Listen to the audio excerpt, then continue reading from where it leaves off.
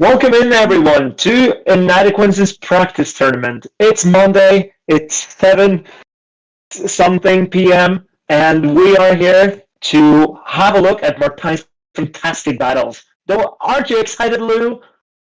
I'm super excited. It's always nice to get a little bit of Pokemon Go action to kick off your week, as well as being able to watch some veterans of the competition duke it out. It's going to be good practice for us as well ahead of Birmingham Regionals, I believe. Exactly. I'm hoping to warm up a little bit, and well, we just have to see how this is gonna go. If it's a train wreck, well, you know what to expect and need to tune in into the weekend, right? It won't be, I'm sure. And practice makes perfect at the end of the day, not only for us, but also for these players. And, it's been a while since we've had an official Pokemon broadcast as well. So it's good to be able to have these practice tournaments to kind of get familiar with what the meta is looking like. There are some new faces in Pokemon Go at the moment as well, like the Galarian Corsola. So it's good to be able to kind of see how they shape up so that we can brush up on our knowledge ahead of Birmingham as well. Exactly. We saw the Galarian Corsola barely manage to make its debut ahead of Toronto and the Latin American special event, or was it? I can't remember what the Latin American event was. It won in both. It was the Bogota Regionals, Bogota. I'm really bad with names. I'm so sorry. But that one was able to win the Galarian Corsola, and then Ilan finally got his first place finish in Toronto as well, also using Galarian Corsola. Correct. And here we can see the usage from Toronto. These are the top 12 most picked Pokemon in day one in Toronto. And you can see, even though the Corsola needs a hefty XL investment, it still made 24% of the teams. I assume a lot of the players who wanted to use Corsola didn't actually manage to get the resources in time because it's a fairly rare Pokemon to get a hold of because it's Johto regional variant is it's a regional Pokemon limited to specific geographic areas in the world. So, but still, it managed to rack up 24%. Yeah, pretty rare for sure. And every time I hatch an egg with it, I get very, very excited and have to check out its stats as well to see how viable it is in competitive play. But there's also some great Pokemon that have risen up the ranks here as well. Annihilape and Primeape in particular, having the Rage Fist charge attack unlocked in that community day really has driven them right back front and center onto these top usage graphics. And I'm not surprised to see them both doing so well. I am intrigued to see Annihilape doing a little bit better, I think, because maybe it's a Pokemon that players are a little bit more comfortable with, and its typing can be very well utilized as well. I think the ghost typing gives it the slight edge over Primeape, and I'm very interested to see because we've had a meta for the last couple of months where we have barely seen any fighting types at all. The main one being Pangoro, and it's only been a fringe pick. And now we see Primeape and Annihilape usage added together. It's over 60%. So together, a fighting type makes more than 60% of the teams in Toronto because I assume a lot of them won't be running both Annihilape and Primeape on the same team. Yes, and there's a lot of bulky Pokemon out there as well. Azumarill, #1 spot, being a really bulky Pokemon with some nice move utility as well. Clodsire, obviously we know how bulky it can be as well, can take so much damage from something like a super effective Hydro Cannon as well as Diggersby, and you've got the Mandibuzz there as well. So bulk definitely is something our trainers are opting for at the moment in the meta. And we're shifting over to round one. This is Inadequence versus I always forget if this guy's Italian or Argentinian, but this is a Mediterranean vibe over this player. And very interesting to see Martine's team. He's bringing a Morpeko. Really like to see this Pokemon in play. It's not quite the adorable mascot Pokemon of Pikachu, but it is trying its best. And it's running a really interesting moveset here as well with the Thundershock and the Psychic Fangs. I mean, ArceusAurelius, tell us a little bit more about Morpeko. Why is it on this team? Why is it viable? So Morpeko is running the buffed Thundershock together with Psychic Fangs for pacing. And it will have its move Aura Wheel, which changes type. Every time Morpeko throws a charge attack, the Aura Wheel goes from either electric to dark or dark to electric. And Aura Wheel is an incredible move. For only 45 energy, you can throw it, and it will do 100 damage as a base, and from an attack-weighted Pokemon like Morpeko, it's gonna do a lot. And it's also buffing Morpeko's attack, so every time you throw Aura Wheel, it will do exponentially more damage every time because you rack up these attack buffs. But one other thing that I'm noticing on Martine's team, this team is very similar to his Toronto team. He's changed out the Bibarel and the Aridos for Annihilape and Morpeko, and he's running Drapion, regular Drapion with Sludge Bomb.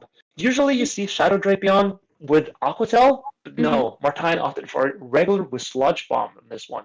I found very interesting. And here we're going into the battles. Yeah, I was going to say, it was a Shadow he also run to get that 4th place finish in Toronto, but has dropped that now, and the Drapion is front and center against the Goodra here. Looks like both trainers are staying in, just throwing down a lot of these fast attack damages to rack up some energy, but of course the Drapion gets there first.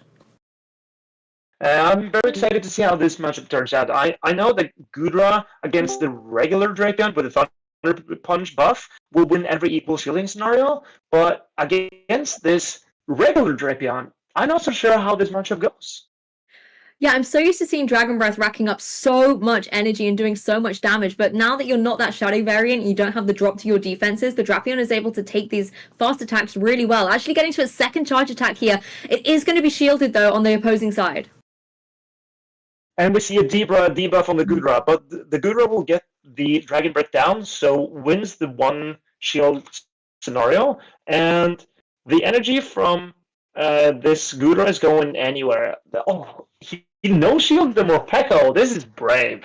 It's so tiny, it's so cute, and it's going to have to take this Aqua Tail. You can see the energy stacking up. It looks like Martine's got his pick of choices of charge attack here, and quite wisely going for this Protect Shield so that Morpeko is going to be able to go for its charge attack in the following couple of counts.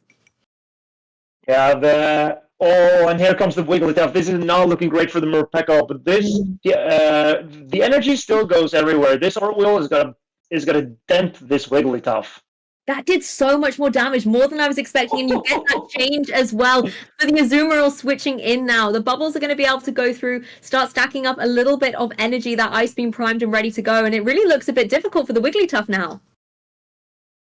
Yeah, and this Wigglytuff was Martine's signature pick going into the World Championship, but here is stacking up against him. But the energy from Azumarill, it's going everywhere into this team.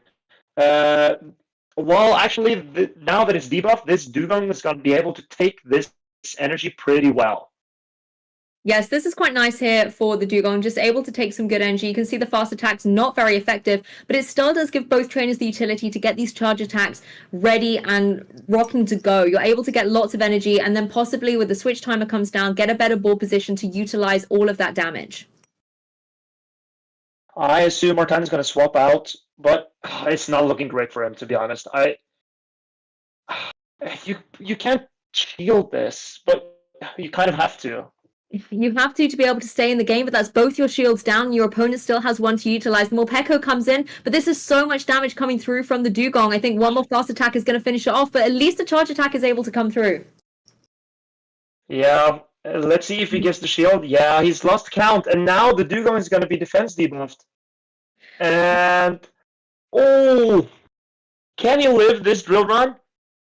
But we also know Feda has a good run in the back.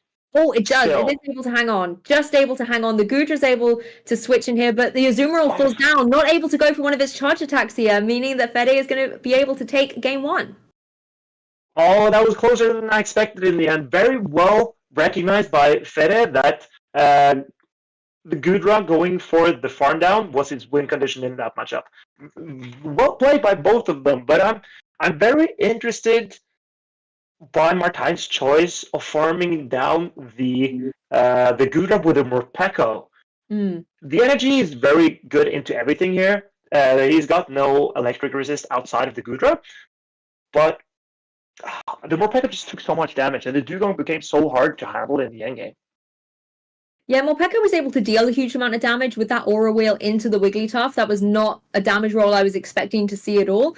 But I really feel like Drapion was the one that was applying the pressure into the Goodra with those Poison Stings. It just then made it difficult for Morpeko to be able to clean up and get the KO. With Goodra being so bulky, with the Dragon Breath stacking up as well, it was just able to give the momentum to Fede in that turning point in the match. Yeah, exactly. And the Goodra put in so much work, even though Morpeko got a lot of energy coming out of the Goodra matchup by farming it down, it cost 60% of his health and a shield to get the energy of that Goodra. And Goodra looks pretty good into Martine's team. The Talonflame's Incinerates are resisted, and Goodra is dealing super effective damage back with Aqua Tails. And here we go straight into game 2. And we see Feraligatr in the lead. Yeah, let's see if there's any adjustments on Martine's choice of 3 as well. But straight away here, we've got Feraligatr versus the Drapion. Both trainers just going for some fast attacks to get some energy up on the board. And both of these Pokemon are able to get to their charge attacks really quickly. It's going to be Feraligatr first and foremost, though. And being a regular Drapion instead of the Shadow is going to take these Hydro Cannons a lot better. So this is a better matchup for Drapion than the Shadow Drapion. But he doesn't have an Aqua Tail to bait with. So Fede is going to know that this is going to be a crunch. And we've seen these crunches often getting the defense drop through as well. Not on this occasion here, though. We're going to be able to see the Feraligatr finally get through to a null charge attack. It's going to be no shielded by Inadequates here, so the Drapion will be going down. But that does give him the free utility to switch in a Pokemon from the back. It is that Talonflame. Very brave by Martine. He gets a lot of energy on this Talonflame by farming down the Feraligatr exactly as it gets with the Hydro Cannon, but it's going to be a Goodra in the back. And well, this energy is going to be good. Goodra has to respect the Braver here. Yes, and Goodra was such a thorn in Inadequates' side. You want to get some damage down on the board and try and remove it from play, but that shield comes through at the perfect time. Now you're going to see the adaptation to the Fairy type of the Azumarill is not going to worry about those Dragon Breaths at all. Great positioning for Martine. Yeah, and well, my question is, what's in the pack? Is it going to be an Azumarill? Is it going to be a Dugong? Is it the Wigglytuff again? It's the Wigglytuff. So if Martine has to plan this endgame perfectly, because the Talonflame needs energy going into the Dugong if it's going to have any chance at winning this game. Yes, Inadequate's just trying to farm up lots of energy here, try and hit this Wigglytuff for some more damage. It's going to take a charge attack and a little bit more of this fast attack damage to be able to deal with it fully. But of course, Azumarill not worrying too much about what Wigglytuff can send its way. That Swift doing negligible damage as the Azumarill is trying to put this Wigglytuff into its KO range. And Martine here needs enough energy on Azumarill to get to a move on the Goodra, because he needs to take this shield with Azumarill, because the bubbles aren't doing any damage, the Incinerates aren't doing enough damage to the Goodra, and he needs to land these moves. Well, that's 2 shields gone on his opponent's side. You know, I think both of them were to the play roughs as well, so that Azumarill being a really key piece to target down against this opposing Goodra. The shield this time is going to go up in the Talonflame, because if you can get that energy up on a Brave Bird, you're going to be able to deal a huge amount of damage, but instead it's actually going to go for the Fly. I like this play. I'm not sure if I like it. I had missed the counts on the Goodra. I'm not sure how far away it was from another Aqua Tail, but the Incinerates are going to be enough here. Very well played by Martine. Yeah, nice to be able to get that KO finally onto the Goodra that was giving him so much difficulty in that first game. And now both our trainers have evened the score 1 game apiece. I think the adaptation on Inadequates was really nice, dropping the Morpeko in favor of that Talonflame. Do you anticipate him changing things up for game 3 or sticking with these tried and tested 3 that won him game 2? Well, I'm very surprised that Talonflame was the adjustment he made to handle the Goodra better, because really Talonflame's matchup into the Goodra is not that great, but it turned out really well because Fede was also running the Wigglytuff, which he was scared of shielding the Wigglytuff because of the Talonflame being present. Yeah, so I think having a tough time. Yeah, it did. And so I think that the Marowak looks really good. No, you know what? The Marowak looks pretty bad. So I don't expect Martine to run the Marowak. We're gonna see we're going to see Drapion again. I don't think he's going to risk the Annihilape, but if he does, I don't see how he needs to keep it away from Wigglytuff. Yeah, the Marowak struggling against all the water types, yeah. right, on the opposing side. Exactly, and it's not got a great matchup against the Moltres either, which resists all the ground type damage. And the Gudra also has access to water type damage. So Marowak doesn't really have a target. While Azumarill is incredibly safe for Mortine, so it's going to be safe switch in this matchup for sure. And I like the Drapion as well, even though it's not their shadow variant, so it's not dealing as much damage. Being able to have that bulk that you get back from also not being in its shadow form has given it a lot of longevity on the field, and the poison stings do stack up. We saw it do a significant chunk of damage to the opposing Gudra in game 1, and obviously it's something that can apply pressure to that Wigglytuff that has been not so much an issue, but it has just been difficult to deal with thanks to its bulk, and that's where Inadequance has had to really kind of double down on those big damage dealing charge attacks to be able to try and remove it from the field. If you're going for something like the Poison Sting with the fast attacks, you can start getting to that KO range a little bit earlier.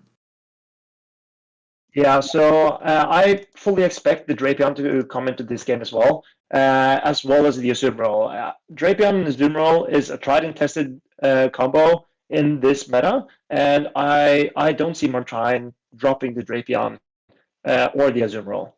And here we go for the game 3, and we see the Azumarill in the lead. Yeah, both fairy types on the field. It's going to be the Bubble Down against the Charm. Charm, one of those fast attacks that can do a huge chunk of damage, but against an opposing Azumarill, it's not going to worry about it too much at all. So much energy on Azumarill's side, and it's going to be that play rough. Yeah, and Mortine's going to be incredibly happy to see the Wigglytuff here in the lead because there is an Annihilape hiding out in the back. If anyone's stream sniping, it's time to swap out the Wigglytuff. But Fede can't know that Mortine decided to take the risk and bring the Annihilape this game. He's expecting Drapion in the back again. Yeah, actually, both of the Pokemon on Inadequance's team in the back are going to benefit from this Wigglytuff going down. So Azumarill really helping its teammates out here, going for this Ice Beam and removing the Wigglytuff from play. That's one big threat that's going to make things so much easier for Annihilape and Talonflame when they come in later.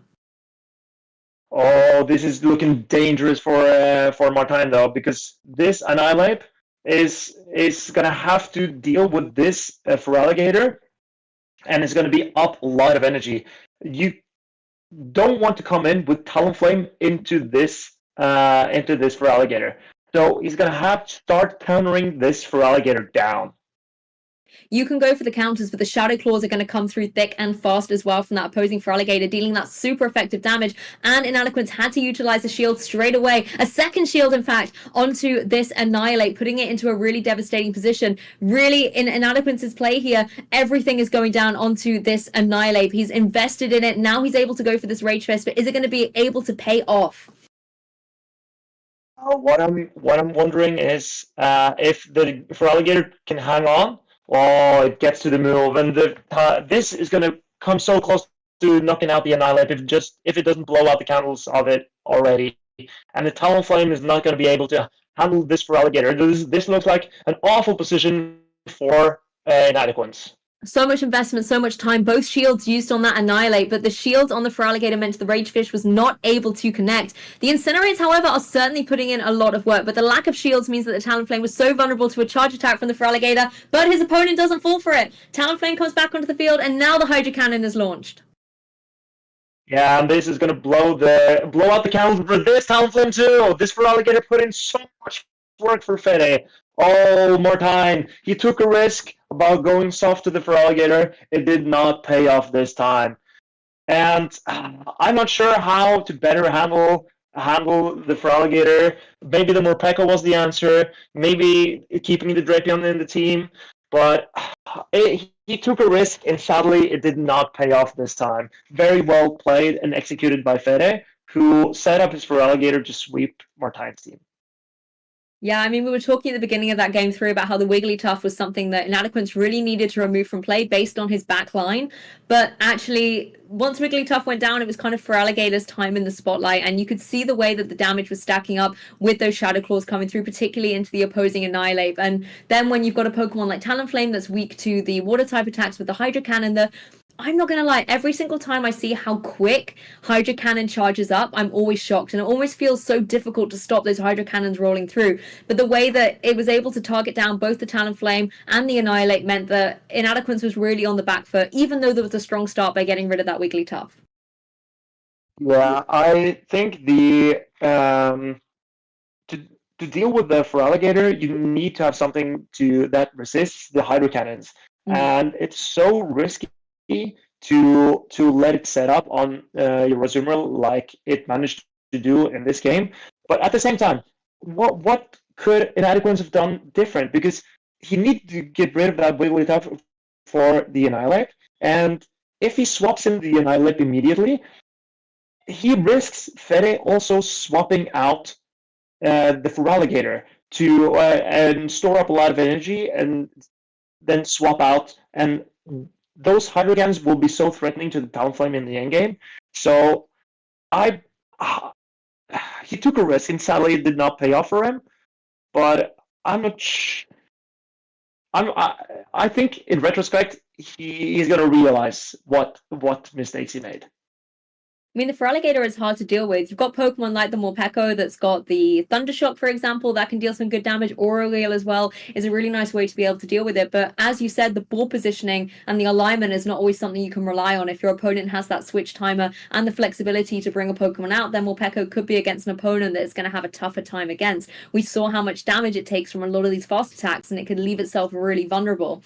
I guess Azumarill is a Pokemon that doesn't mind necessarily facing down against the Feraligatr, but if your Azumarill has already taken so much damage from dealing with another Pokemon, it makes it difficult to stop Feraligatr completely.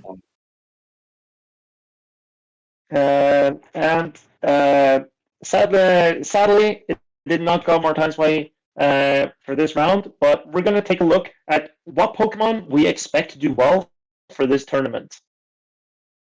I mean, there's no surprise here, right? Number one is Gastrodon. No. It's always Gastrodon. Yeah.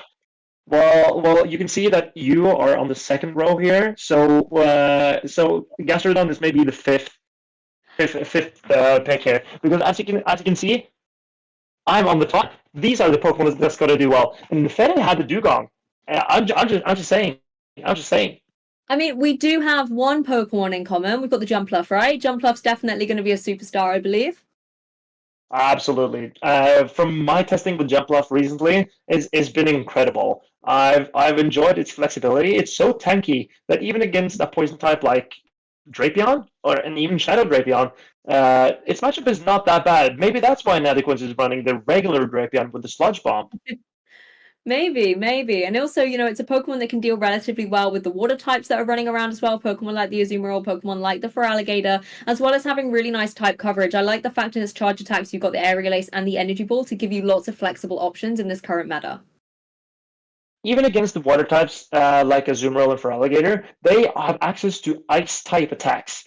So the Jumpluff can never feel too safe against the Azumarill or the Feraligatr. I believe that Feraligatr, with some energy, flips the Jumpluff if it gets a bait. Because Jumpluff also has to bait the shield from the Feraligatr, because Energy Ball is more expensive than Aerial Ace. Mm-hmm. But it generates energy slightly faster than Feraligatr, so it does have the upper hand. But I also know that some Jumpluffs, actually most Jumpluffs, if they have a high stat product or a more defensively and HP weighted, then Jumpluff often loses the zero shield scenario against the Azumarill, because 2 Energy Balls and the Fairy Winds don't KO before Azumarill gets to the second Ice Beam. So if you want your Jumpluff to be absolutely certain that it can win against an Azumarill in the zero shield scenario, you either need to invest heavily into its attack, or you need to run the Shadow Jumpluff. So it kind of comes down to the mind games a little bit with that Jumpluff and making sure the alignment is key. I think you make a good point as well about how it has so much potential, but then against a lot of the ice type attacks from these water type Pokemon, it kind of becomes a kind of catch-22. You can deal good damage with the Energy Ball, you can take water type attacks really well, but then if those Pokemon are able to retaliate with an ice type attack, it makes things very, very difficult. If we take a look at some of our other caster predictions that we've got going on here, I see a lot of the Corsola, for example. I see a few spicy choices in there as well, the Morpeko that we were able to see Inadequance using as well. I'm sure later on the broadcast you might be able to talk to us a little bit more about why that's one of his favorite Pokemon. But if we take a look at the top 10 Pokemon used in this tournament here out of 45 total teams, it's really interesting to see these Pokemon choices come through. Still no Gastrodon, a little bit disappointed in y'all. But the Azumarill #1 spot, not surprised at all. Not surprised. Azumarill has, with its fairy typing, fairy water typing, and its flexible moveset, it puts up a fight against most Pokemon in this meta. As we mentioned, even against the Jumpluff, it has some win conditions that that's realistic. But I'm really interested in seeing the usage of Annihilape. At 58%, it's completely usurped the Primeape that we saw from Toronto. Players are clearly opting for the Annihilape over the Primeape for this meta. Maybe because of the typing, maybe it's because it's slightly tankier than the Primeape, but it's definitely slower than the Primeape. But it's clearly a force to be reckoned with in this meta. It always seems to be formidable when it's in the meta and lots of trainers are utilizing it. It has great type coverage. And as you mentioned, that ghost typing is so strong at the moment. I have to say as well, I love the fact you've got this Dugong and the Galarian Corsola. The Galarian Corsola looks so unhappy to be here and really nervous. And then Dugong is just having the time of his life. A little bit of a contrast between these two Pokemon.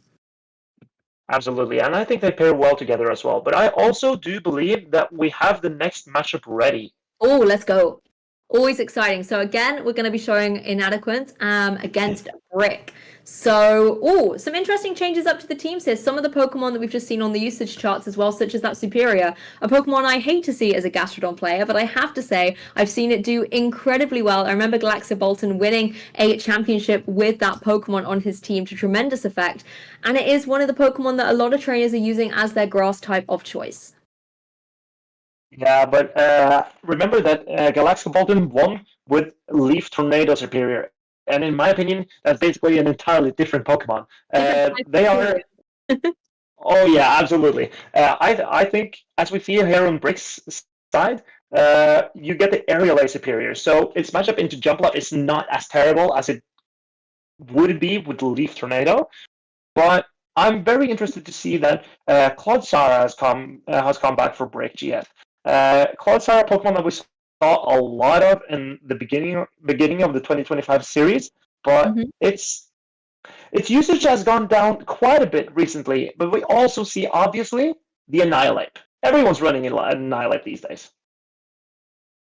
Yes, exactly. In the Clodsire as well, we see it jump in and out of the meta, and often it depends if it's kind of in NA or EU. We see a shift in the second charge attack that it runs. We often see the Earthquake obviously still on there, but then there's a meta change often between Sludge Bomb or Stone Edge, depending on whether there's maybe more flyers in the meta, because at one point there was just Galarian Moltres everywhere, and a lot of trainers were opting to bring that Stone Edge into play. But then when you've got the more grass types running around, like Superior, the Chestnut was running around as well for a while, that's where trainers were opting to bring that Sludge Bomb back into play, and Sludge Bomb is the one that Brick has opted for. This is something quite nice into something like the opposing Azumarill here, but otherwise I don't think has a huge amount of utility.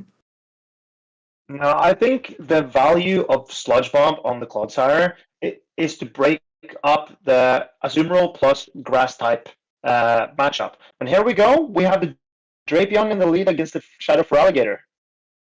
Of course, the Drapion going to be able to take these Shadow Claws with no problem at all and get very quickly to a crunch. Feraligatr also going to be one of those fast attack charge moves and is going to be able to go through with something like the Hydro Cannon. Drapion going to be able to take this really well, though. Yeah, and as we saw from the first game, this Drapion is able to shrug off that Hydro Cannon due to the extra bulk it gets from being not Shadow Drapion. And Brick lets the Hydro Cannon go. No, the crunch go and goes into Annihilape. Annihilape has incredible matchups against Brick's team. There is the only fighting resist that Brick has on his team is his own Annihilape. And up energy, Martine's Annihilape will be able to outpace Brick's Annihilape. So Annihilape for Inadequate is going to be incredibly valuable in this matchup. And I like that he was able to get a couple of fast attacks in there nice and early, which gives him this advantage over the Superior. You can see the counters really stacking up here, as well as another Rage Fist coming into play. Whether or not there'll be another shield on the opposing side will determine whether the Superior is going to stay in the game. Yeah, and I have to correct myself. Brick also has the Clodsire who can resist the fighting damage from Annihilape, but as we mentioned, Clodsire relies a lot on poison-type damage, which is resisted by the Annihilape. Brick swapped in for Alligator to get some Shadow Claw damage onto the Annihilape, but here is the Dunsparce in the end, and this is not looking great for Brick. Yeah, Dunsparce doesn't want to be taking these counters. It doesn't mind too much about the Rage Fist, but of course we know how ferocious the Annihilape can be, and these will start stacking up. The shield comes through on the opposing side. There are no shields remaining on that side, and of course the attack boost coming through from these Rage Fists is something the Dunsparce does not want to see. And Martijn has laid his plan. He has hoped that he got the Superior out for the Marowak to sweep in the endgame. Shadow, Kanto, Marowak is putting on so much pressure on Brick's team. The Clodsire, the Dunsparce, they all struggle with the Marowak. And I believe that Martijn tried to fish out the Superior for the Marowak to sweep in the end, and he managed to do so. Great plan and great execution by Martijn in this game 1. Yes, really beautiful play in the Marowak, nice and safe in the back with lots of energy on its charge attacks there as well, enabling the Drapion to be able to get the KO against that Superior. The Marowak certainly did not want to face. A crunch comes through to get the final KO, meaning Inadequance is going to be able to take game 1 in this thrilling set. And I have to say, for a round 2 set, that was really great to be able to see the way that Inadequance came off, a loss from round 1 and came back so dominant into this round 2. Yeah, and I just want to mention again the game plan. I found it very convincing how Brick's safest way to deal with Inadequance's Annihilape is the Superior. And when the Superior is gone, if you can give shields to Marowak, then it's going to be able to do so much work into Brick's team. The only other ground resist that Brick has is the Moltres. And Moltres still takes super effective damage from the Brock slides of the Marowak. Yeah, Annihilape definitely is in a key position here for Inadequance, so I really wouldn't be surprised to see that coming through again into game 2. I think if you're Brick, you have to really think about how you're going to play the Superior, because as you identified, it's a key piece to try and deal with the Annihilape, and at the same time, it can apply so much pressure to Pokemon like the Marowak, Pokemon like the Azumarill, so you want to make sure that wherever it's going to be best placed in this match, you get that alignment correct. So if your Superior goes down, then you're going to be left incredibly vulnerable. In this round, I feel like Inadequance's main game plan is to overload the Superior, because it has to contain the Annihilape as well as the Marowak, which are both looking so strong into Brick's team, if not for the Superior. So overloading the Superior is going to be the key to victory here, in my opinion. I feel like I would almost like to see the Galarian Moltres come into play here for Bricks. I feel like the Annihilape, yes, the counters are going to be able to hurt, but if you can get the Galarian Moltres with those sucker punches dealing a good significant amount of damage onto the Annihilape, as well as following up with the threat of something like a Brave Bird, that's going to put Inadequance onto the back foot and force him to play a little bit more defensively, because in that game 1, he was all about the offense, being able to be in control of the match. But I think the Galarian Moltres could be a difficult thing for him to deal with. Yeah, absolutely. Moltres, if aligned on the Marowak, is in a very good position, and I think bringing the Moltres will help the Superior, because then Superior can maybe handle the Annihilape or the Marowak, and Moltres can handle the other one. But Brick would need a good alignment for that, because if Moltres gets aligned on the Morpeko or on the Azumarill, it's not looking great. And even the Drapion, which has the Sludge Bomb here, is going to be able to do a lot of damage to the Moltres. Well, let's jump into game 2, and this is not where you want to be if you're a Superior down against this Talonflame. A perfect lead call from Inadequance. You have got your choice of damage, and there's no surprise to see the Superior getting out of there. And Brick took a chance. He did not want to see the Talonflame in the lead with the Superior and then Annihilape as this preferred save swap. Both struggle against the Talonflame, but Brick swaps in the Annihilape because it handles the Talonflame a lot better, but then Martin can swap out, and he puts the Azumarill on the Annihilape, and he's going to put on the pressure. Yes, you want when he gets a shield with the Ice Beam. Oh, yes, able to burn through a shield, and you really want to, like you say, apply the pressure to this Annihilape and get some damage on the board. Damage is going to come through from the Annihilape, first of all. This is unshielded. Of course, Azumarill being nice and bulky is going to be able to take it, but that attack is rising on the Annihilape. All these fast attacks are going to deal more and more damage, and Azumarill is already in the red. And Brick doesn't want to take a chance on going down 2 shields, so he throws on alignment, but that gives Martin an entire bubble through. And I think the Annihilape is going to be able to counter this Azumarill down if he risks going down 2 shields. Yeah, all the energy. And he will. Going down, but now you're going to see the Talonflame switch in. This is a nice way to preserve that Azumarill in the back, and we're going to see the birds battling it out in the skies here. Of course, the Talonflame is going to take so much damage from these sucker punches, but it has all its charge attacks ready. You have to shield here in order to keep it in the game and be able to release all of that energy onto the Moltres. This is looking very good for Inadequates because Brick is not running a flying resistance, and it's not running a fire resistance. The Brave Bird's going to take out the Moltres, and boom, yeah, boom. This damage hits heavy, and we're going to wait to see what Brick brings in. It's going to be the Annihilape, and I expect here the Talonflame to reach the third fly before the Superior is going to be able to get to a charge move. No, it doesn't get there. Oh, I was honestly thinking Talonflame might get the clean sweep, all 3 KOs in this match, but instead Azumarill's going to switch in here and take the charge attack of the Aerial Ace from the Superior. Going to be able to take that nice and easily, get a little bit more damage on the board, but obviously all of these Vine Whips are going to be able to get the KO. But now it's back on this Talonflame. Can it do what you said and get to the charge attack? No.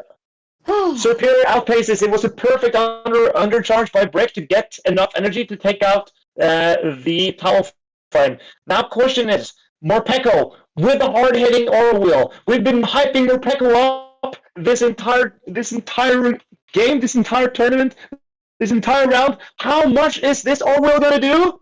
Come on, Morpeko, can you do it? Can you get the knockout? So much damage, and it does. Oh, it is incredible. Oh, what a cool way to end that. Incredible play by Martin. And I just want to note how, when Morpeko was in the endgame, he got to Aura Wheel after 5 Thunder Shocks, but Martin knew that the Superior would not be able to reach Frenzy Plant until after 6 Vine Whips. So Martin, knowing that Morpeko wins charge attack priority over Superior, throws 6 Thunder Shocks to maximize the amount of damage he can possibly get to get as close to the KO on the Superior as he could, and it turned out to be a great play because the Aura Wheel just smashed the Superior out of the field.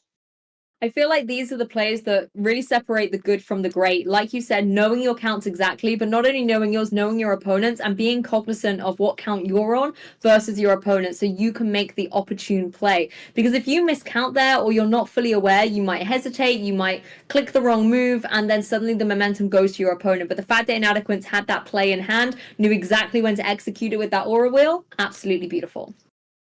Absolutely, because I'm sure I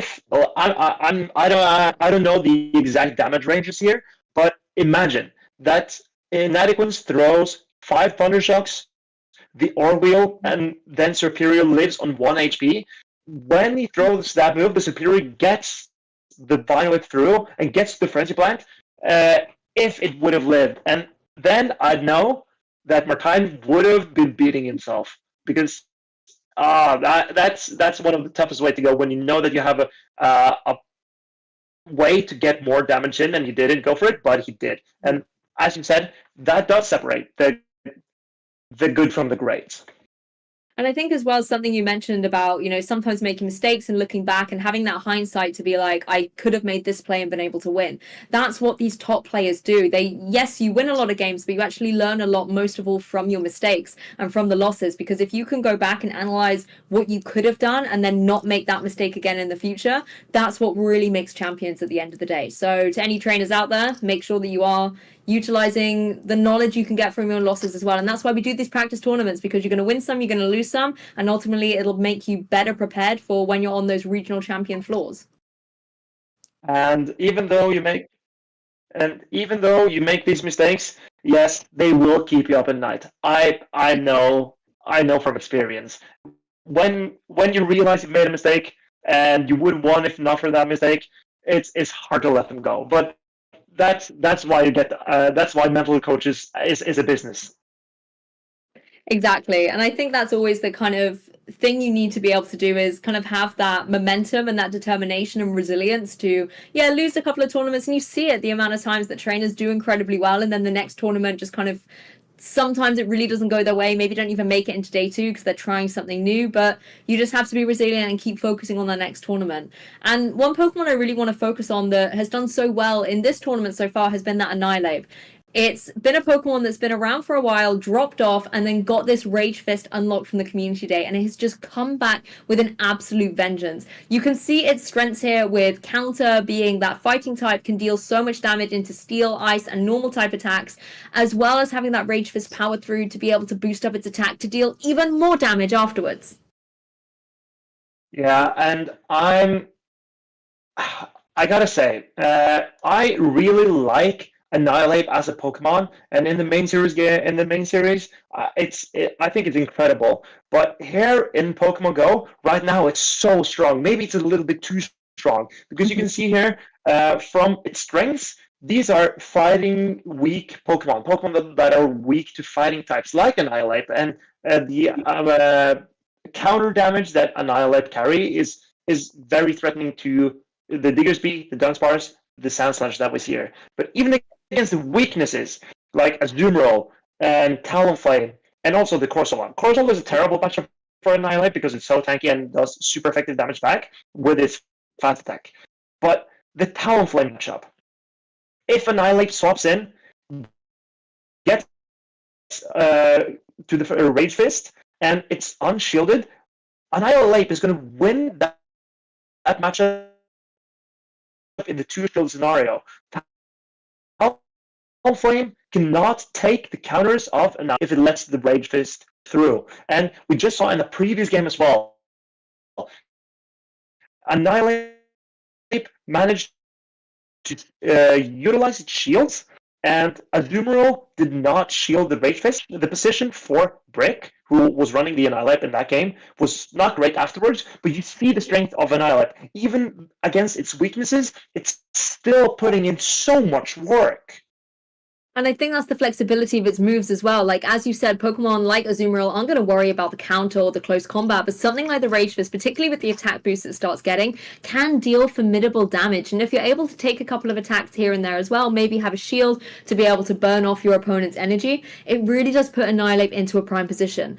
As you mentioned, though, Galarian Corsola are going to be a Pokemon that's going to be a little bit difficult for it to work around, but at the same time, if you can maybe have Annihilape in a position where you've already got a Rage Fist stacked up and you're able to switch it in and apply that pressure into the Corsola as well, that's something it's not necessarily going to appreciate.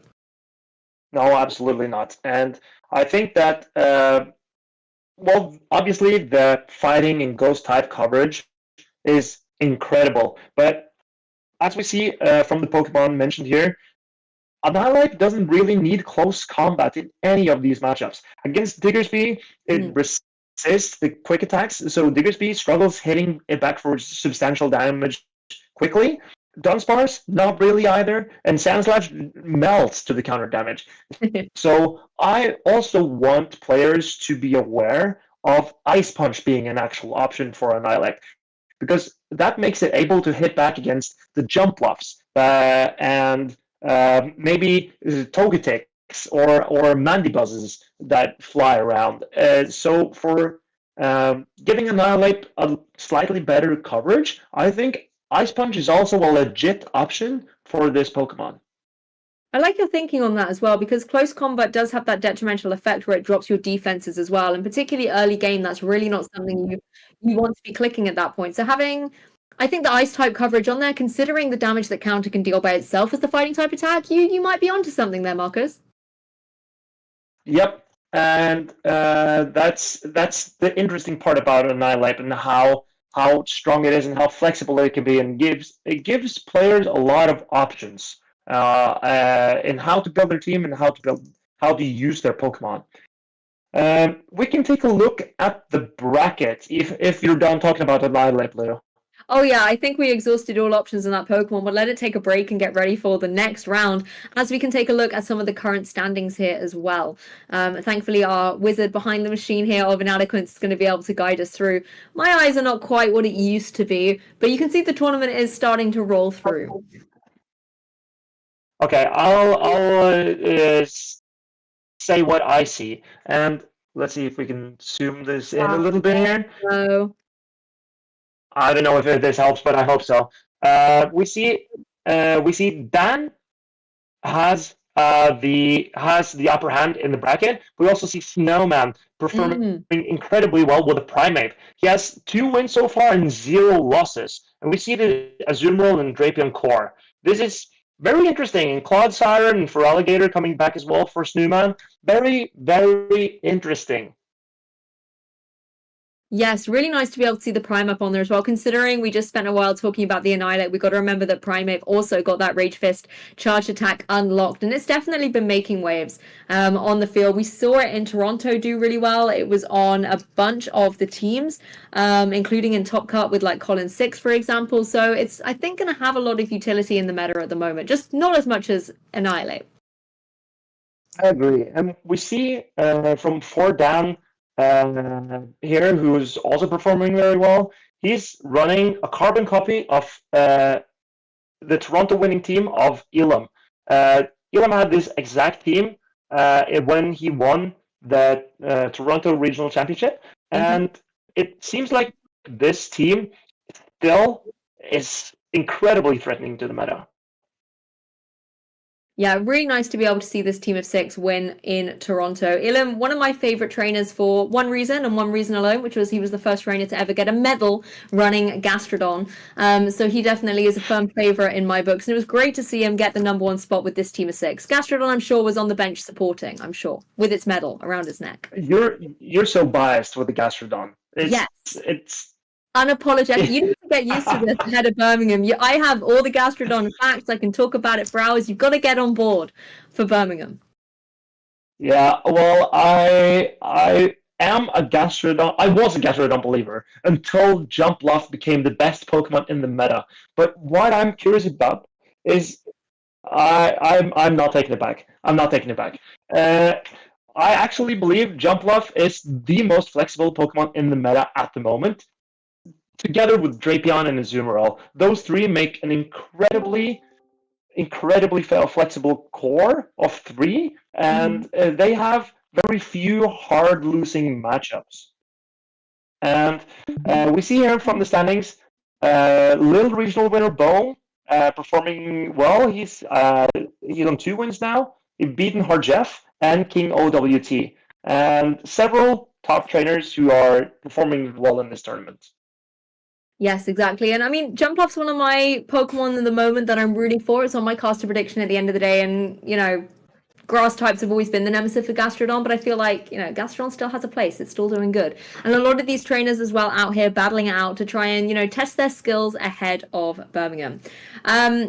So from me, I'm actually going to love and leave you guys and, you know, do a little bit of a caster swap here. So Marcus, it's been a pleasure commentating with you. Inadequance, it's been a pleasure being here, but I believe we're going to switch myself out for a little bit of technical advice from ThoTechtical. Thank you so far, Lou. Thank you very much, Lou. Hi, Thomas. Good to see you. What's up? What's up, Marcus? Good to see you. Good casting so far. Likewise. Oh, stop it, you. I'm blushing.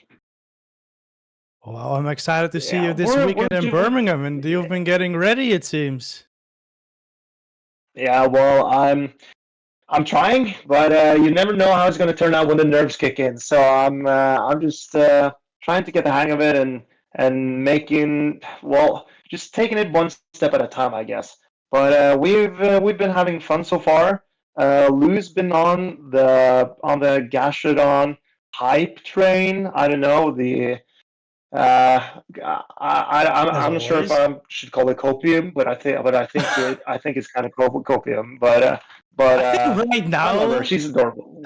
I think right now, sorry, Lou. I love you, Lou, but right now I think Gastrodon is kind of at a low point. I think pre-Annihilate, Gastrodon was really good.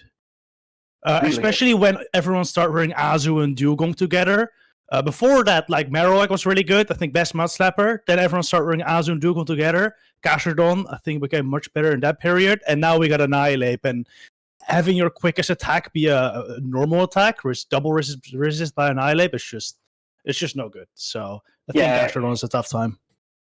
Yeah, I agree. But even though Azumarill, Dugong, Drapion is a very common trio that we see nowadays, still Gastrodon struggles so hard against the Annihilape that we see here, against the jump ups that we see here.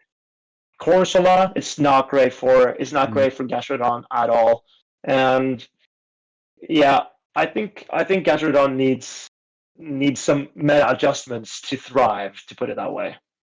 100%. Less ghost types, and Gastrodon is 100% thriving again. But I think the ghost types are here to stay. Corsola and Annihilape have shown to be quite strong so far. I mean, we see Annihilape play, or we see Martijn play the Annihilape on his team. I think it put in not much work last set, unfortunately, but hopefully we'll see it in the next couple sets.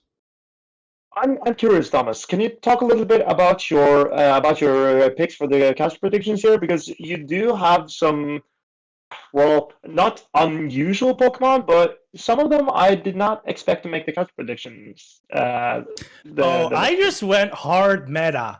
To be honest, I just Drapion,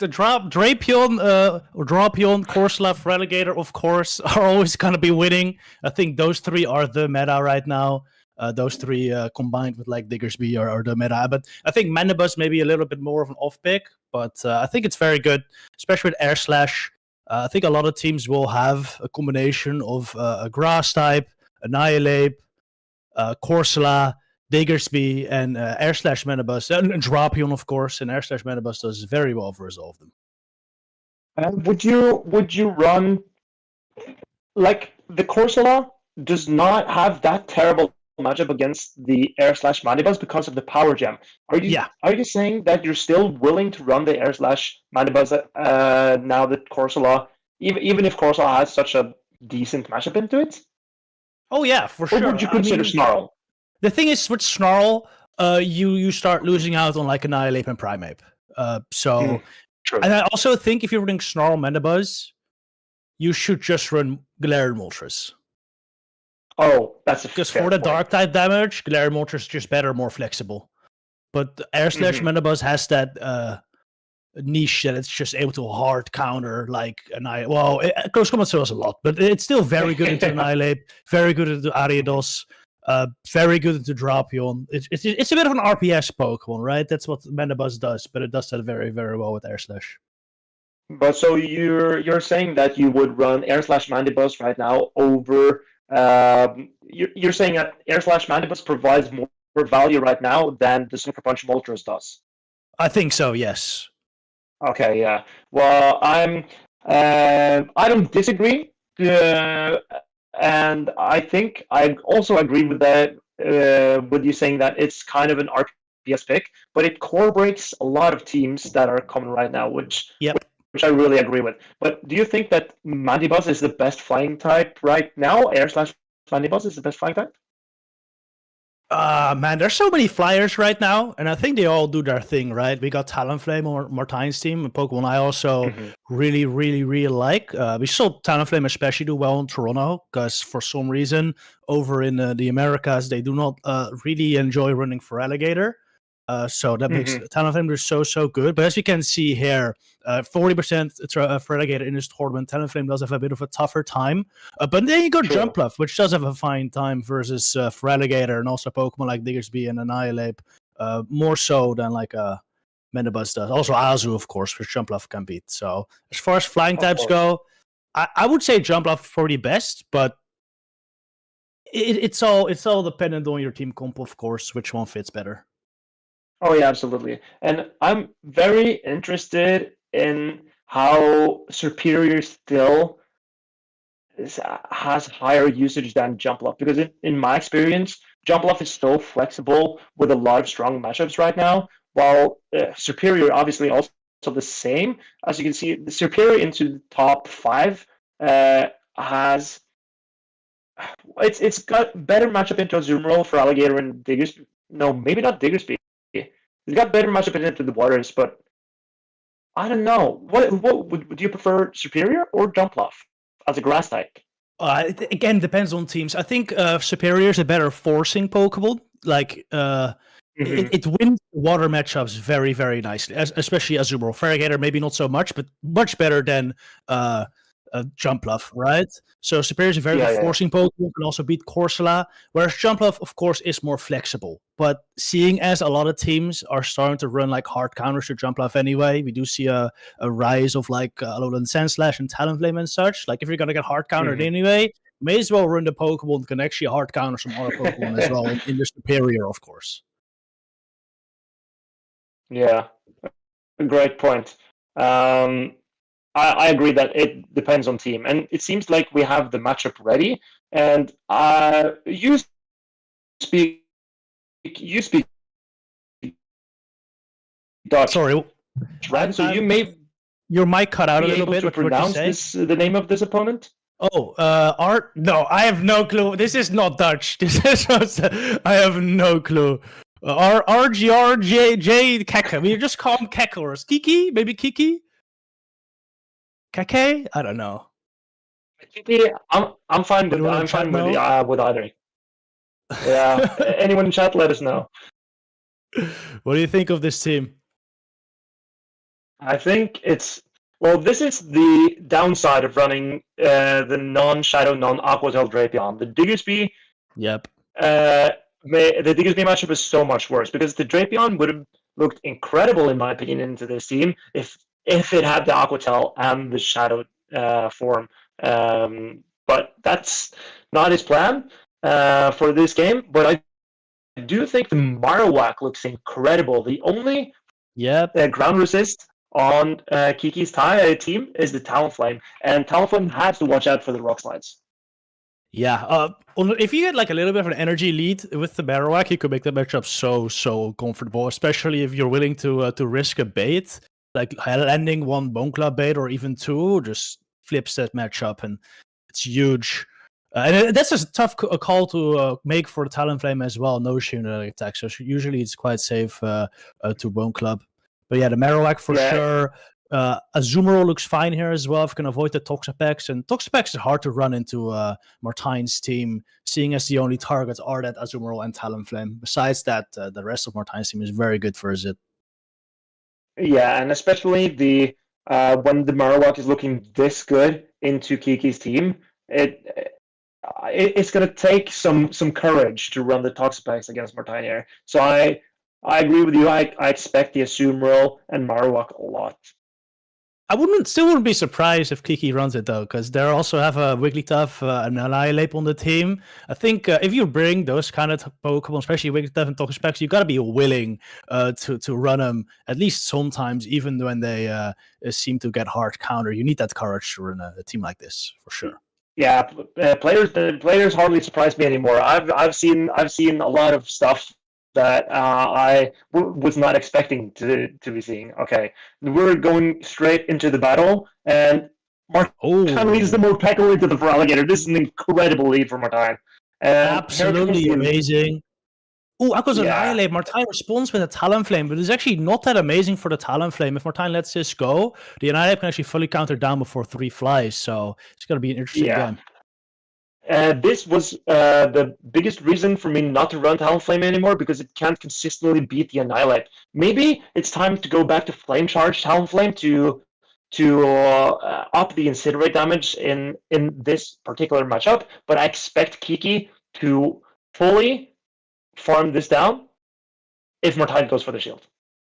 Yeah, he does go for the shield, gonna fire off another fire afterwards. And then, honestly, Kiki could decide to just farm down this Talonflame with Feraligatr as well. Because if they decide to use the shield here, Morpeko is going to be shields down. If Morpeko is shields down, it's just tough to beat. Does put up the shield down. Out comes Marowak now. Oh, but he gets to the move. And the Feraligatr is not safe against this Marowak either. And the Marowak, as we mentioned, looks incredible into this team. But he and getting those couple mud slaps in means that it's now just going to outpace here to the Bone Club. But Martine decided to not shield because the Marowak would not be able to win the zero shield against the Feraligatr anyway. And what I'm scared of here is that there's going to be a Wigglytuff waiting in the back. I love this play by Martine, because now if there's a Wigglytuff, he can get to the Bone Club, put it in range where Orawheel knocks out. Yeah, that's very smart. This is very smart by Martine. I'm very impressed. He did realize that if there was a Wigglytuff in the back, he would be in trouble. So he goes for the correct play, chips it with Bone Club, gets the damage in, and now this Orawheel is going to KO the Wigglytuff. Morpeko, Wigglytuff counter confirmed. Yeah, Orawheel does so much. That's a good play. Alternatively, I feel like he could have maybe farmed down the Gator with Morpeko, but Martine realized that the switch timer was already up, and Kiki could switch instantly into the Wigglytuff there, which would have prevented that farm down, and then Morpeko would have probably gone to farm down. So that's that shield there, saving the Marowak. Very, very good play by Martine, and puts him up 1-0 in the series. Yeah, great awareness by Martine there. And the Morpeko and Talonflame core is basically unbreakable for Kiki. I think the Annihilape and the Diggersby is probably his best way to get around it, but also I guess the Feraligatr up some energy can also really threaten the Morpeko. Yeah, I mean, Morpeko is threatened by pretty much anything if it's up energy. Even the Toxapex. I mean, I've played a lot of Morpeko, and Toxapex can make that quite close in the twos. If you go straight Orawheel, like you're still taking like 17 poison jabs there, and Morpeko doesn't want to take 17 of any fast attack. No, I agree. Even some Thunder Shocks is gonna be hurtful to it. So I assume that the plan he had for this game was that if he leads Morpeko into a bad lead, he swaps the Marowak, because the Marowak cannot swap into. It doesn't want to swap into Gator, and it does not want to swap into Talonflame. But anything else on Kiki's team, the Marowak can swap into, and I think. Obviously also the Talonflame, but I think that with the energy as we spoke, when Marowak gets the energy, it becomes uncomfortable for the Talonflame, and then I assume that he wanted the opportunity to sweep with shields up Talonflame of his own in the endgame, and yep, incredible strategy. Yeah. Indeed. What he does with the Marowak is like either takes a shield advantage. If a Talonflame comes out, if he doesn't get a shield advantage, he probably brings something very low to be able to farm down one of his Pokemon. Ooh, but he goes for different strategy in game 2, and here comes the Feraligatr safe swap. And the Morpeko is a bit behind on the energy here. Yeah, there's an awkward matchup for Morpeko, but even behind energy, you can just go for the Psychic Fangs here and win twos. And even if you have to go shield down, maybe even 2 shields down if they let this go, like you're kind of fine, because Morpeko does so much work into any of Kiki's team. Yeah, I assume that. Oh, does this Psychic Fang KO? It should. Debuffed, I think it barely knocks out the Feraligatr. Oh, it actually does not. Oh, that's devastating. Yeah, that's horrible. Because if Martine decides to go for the farm down here, I think that the Morpeko comes out with 2 moves. Yeah, and that would have knocked out anything that could have come in apart from the Diggersby. Yeah, if you had like 4 extra Thunder Shocks here, would have been able to fire off a Psychic Fangs at least to chip this Annihilape. Now it's just going to get shielded. Still huge, Yeah. though. Like, he still has Still. alignment, and he has a shield parity, so this should be looking pretty good for Martijn. Yeah, if you can land the parry rough on the Annihilape, it's looking pretty good. But question is if there is a Diggersby in the back. Oh yeah, and the Annihilape has a lot of energy, so if the Annihilape chips the Azu here, Diggersby could be really tough. Out comes Toxapex though, in comes Martijn's Drapion. Do you think... I've never seen the regular Drapion versus Toxapex matchup. Are you aware of how this goes in Zeros? No, but I know that the Shadow loses to Toxapex in the Zeros, but I Yeah. assume that because the regular is tankier, then you can withstand the brines and the poison jabs better. So I Yeah. assume that this is actually better for regular Drapion than for the Shadow one, but I'm just guessing. Yeah, the brines are not really doing a lot here. That absolutely nothing. It needs like another brine and another 5 potion jabs at least to knock out. So this Drapion will definitely get to 3 crunches. But seeing as it's regular, 3 crunches are not quite knock out. No, it doesn't. So this might still be kind of close. I think Martijn, to be sure, he would have needed at least 2 more crunches, but I don't think he's going to be able. Oh, he expects the swap. He expected Kiki to switch in the Annihilape to get the snipe. But now Yeah. he's locked in as Azurill to Toxapex, and one player of us is not going to knock it out yet. 2 won't even either. So this Toxapex is going to get to the sludge, I think. Yeah, this is. Oh, yeah, he needs to expend all his energy here. And now the Annihilape is going to be able to double up on the close combats and just Does it get shred there? through. Oh, it does yeah, fire off an attack. Is this the sludge? I think it is. Yeah, and even if it's the brine, it doesn't matter. The others, yeah, it's the sludge. But it. Oh, yeah. And I don't think the Carnage KOs from a regular Drapion there either. So well played by Kiki. He took a risk by bringing the Toxapex, but it paid dividends. Yeah, that was a very good game by Kiki there, coming back from a pretty terrible lead of the Annihilape into the Azumarill. But that just by levering that Gator, getting that energy lead, was absolutely huge. If Martijn was able to knock out the Gator with Psychic Fangs, he would have just won the game because he would have been a sheer parity. But luckily for Kiki, good recognition. They was able to survive the second Psychic Fangs, leverage that energy and shield advantage later in the game with the Annihilape. Yeah, and I think if you take a look at Kiki's game strategy for game 2 here, he decided to try to hard counter the team from Martijn from game 1 because strategy that Martijn had with the Morpeko lead was obviously hard countered by the Annihilape, and then the Marowak swap. I guess the Gator swap for a potential Marowak swap is not a hard check, but it's the best and safest Kiki has to play with. And I think that since that strategy was so effective by Martijn, it's a reasonable risk to take, and it didn't exactly go as planned, but he managed to work it out anyway. So very well executed plan by Kiki.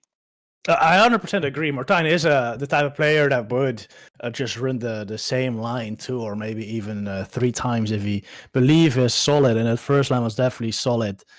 Decided to switch it up this time though. Oh, by the way, I'm seeing in chat, Kiki goes by RGR normally, so I guess we should calling him RGR, but we gave him a new nickname now, so that's good stuff. Yeah, Kiki has several names. It's like a split personality. No, I'm not sure if I should say that. But all right, going to the next game, we got Martijn winning all the leads here. Azumarill into Talonflame, and RGR has to stay into this lead. And I'm excited to see that RGR is staying in. And does that mean he's weak to Azumarill in the back? Are we expecting an Annihilape in the back here? Yeah, either Annihilape or Diggersby, I guess. This matchup is really not that bad for Talonflame. Talonflame now already at 2 attacks. He can Brave Bird into Fly here, bring the Azumarill very, very low. As the Brave Bird hits, there's a lot of damage. There are some spreads that allow Talonflame to win the 0 shield matchup against Azumarill. Very aware by Martine to not let the Gator get an energy advantage here. Yeah. Gator's still going to take 2 shields, though. But Absolutely. whatever Kiki now has in, or RGR now has in the back, it's going to struggle with this Marowak if Martine does decide to invest all the shields.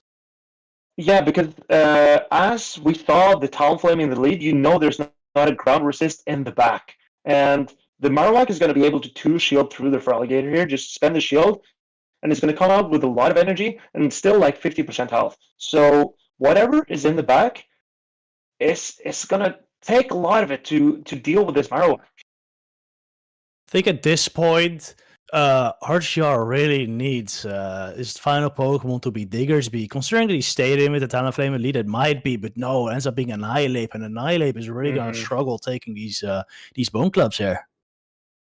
Yeah, and I assume that RGR's plan is to get to the close combat on the Annihilape, and that is his main win condition, to be able to close combat the Drapion here.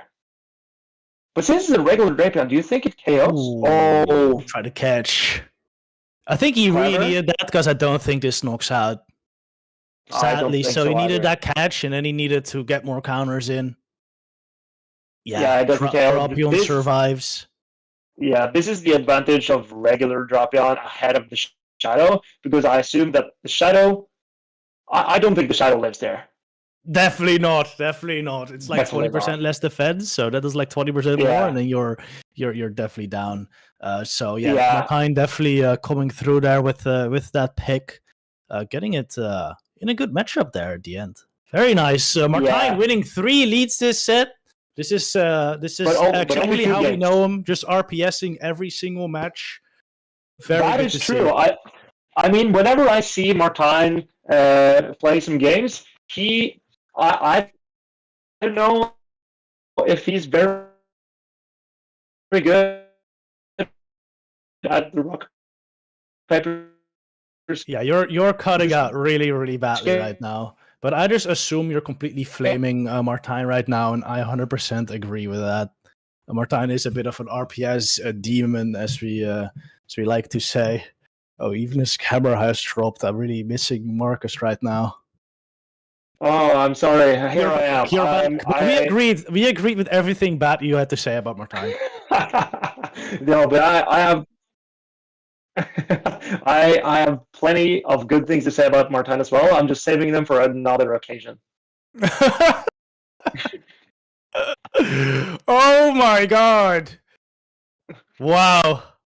How was your weekend, Marcus? Shall we talk about this weekend? I want to talk about my weekend because I had a local this weekend. Let me hear about your weekend. Guess who played Martine in the grand finals and won? You have to guess. It was me. It couldn't be, right? It was really? Me. It was me. Not Snowman, but we do have Snowman in the Netherlands as well. A great trainer from the Netherlands. Wait, is he playing in this tournament too? Is that why he's on screen right now? Yes, he is, and this is his actual team from the tournament. Oh, we had a look at it earlier. I like it. It's a very I quite like. Martine has this in his team as well, and I think it's an interesting like team synergy kind of strategy that Martine utilizes very well on a lot of his teams, and that is that he has a lot of charge attack pressure on his team. In Stillman's case, he has the Shadow Feraligatr, the Primeape, just to put on a lot of pressure with charge attacks. But then he also has high fast attack pressure with the Kanto Marowak, and this I think often makes it very difficult for opponents to decide when and how to use their shields. Because ideally, you'd like to save your shields for the charge attacks from Feraligatr and Primeape. But then if there's a surprise Marowak in the back, you may just get absolutely mud slapped down with 2 shields left over. So it makes it very difficult to decide for the opponent how to play. I agree. And I've been trying to utilize some of those strategies myself, but not to the amount of success of like Snowman here, who's obviously and clearly a few steps ahead of me in that manner. And here we see the spotlight of Drapion. We've been seeing a lot of Shadow Drapion lately, but Martine is picking up the regular one. what do you think is the superior Drapion in this meta? Shadow 100%. I think Drapion's strength is being extremely flexible, and that means that you win a lot of your like what you're supposed to win, like the Corsola, Jumpluff, and the Corsola. I said Corsola twice. I mean Jumpluff is superior. But then you're also like okay in your losing matchups, right? Annihilape, Marowak, Alolan Sandslash, these are extremely winnable matchups still for Shadow, Drapion, when there's an energy lead, or shield advantage. For regular Drapion, especially with Sludge Bomb, all three of these matchups definitely become a little worse. I agree. You do get some value out of the regular Drapion, as we could see from this previous match, that you could live the close combat from the Annihilape. That's a very rare case. And what made Drapion less valuable to me in this matchup was the lack of Aqua Tail to pressure the potential Diggersby that could be looming for RGR. Exactly. If that wasn't an Annihilape in the back, but a Diggersby, we would have not seen that strength come out. So that was very fortunate for Martijn there. But maybe I should look at a sim, because maybe if Drapion could potentially get to 2 crunches versus regular Annihilape, that would be pretty huge. Absolutely, and I do think that because of the buffed Poison Sting, Drapion doesn't usually have to rely on the poison type charge stack as well, which you boost by being a Shadow, obviously. And Drapion's flexibility comes also from its insane coverage. Poison and Water, you see it's a pretty good typing due to how good ThoTechtical can be, and then you also have the crunch to hit those ghost types that, for example, ThoTechtical struggle with.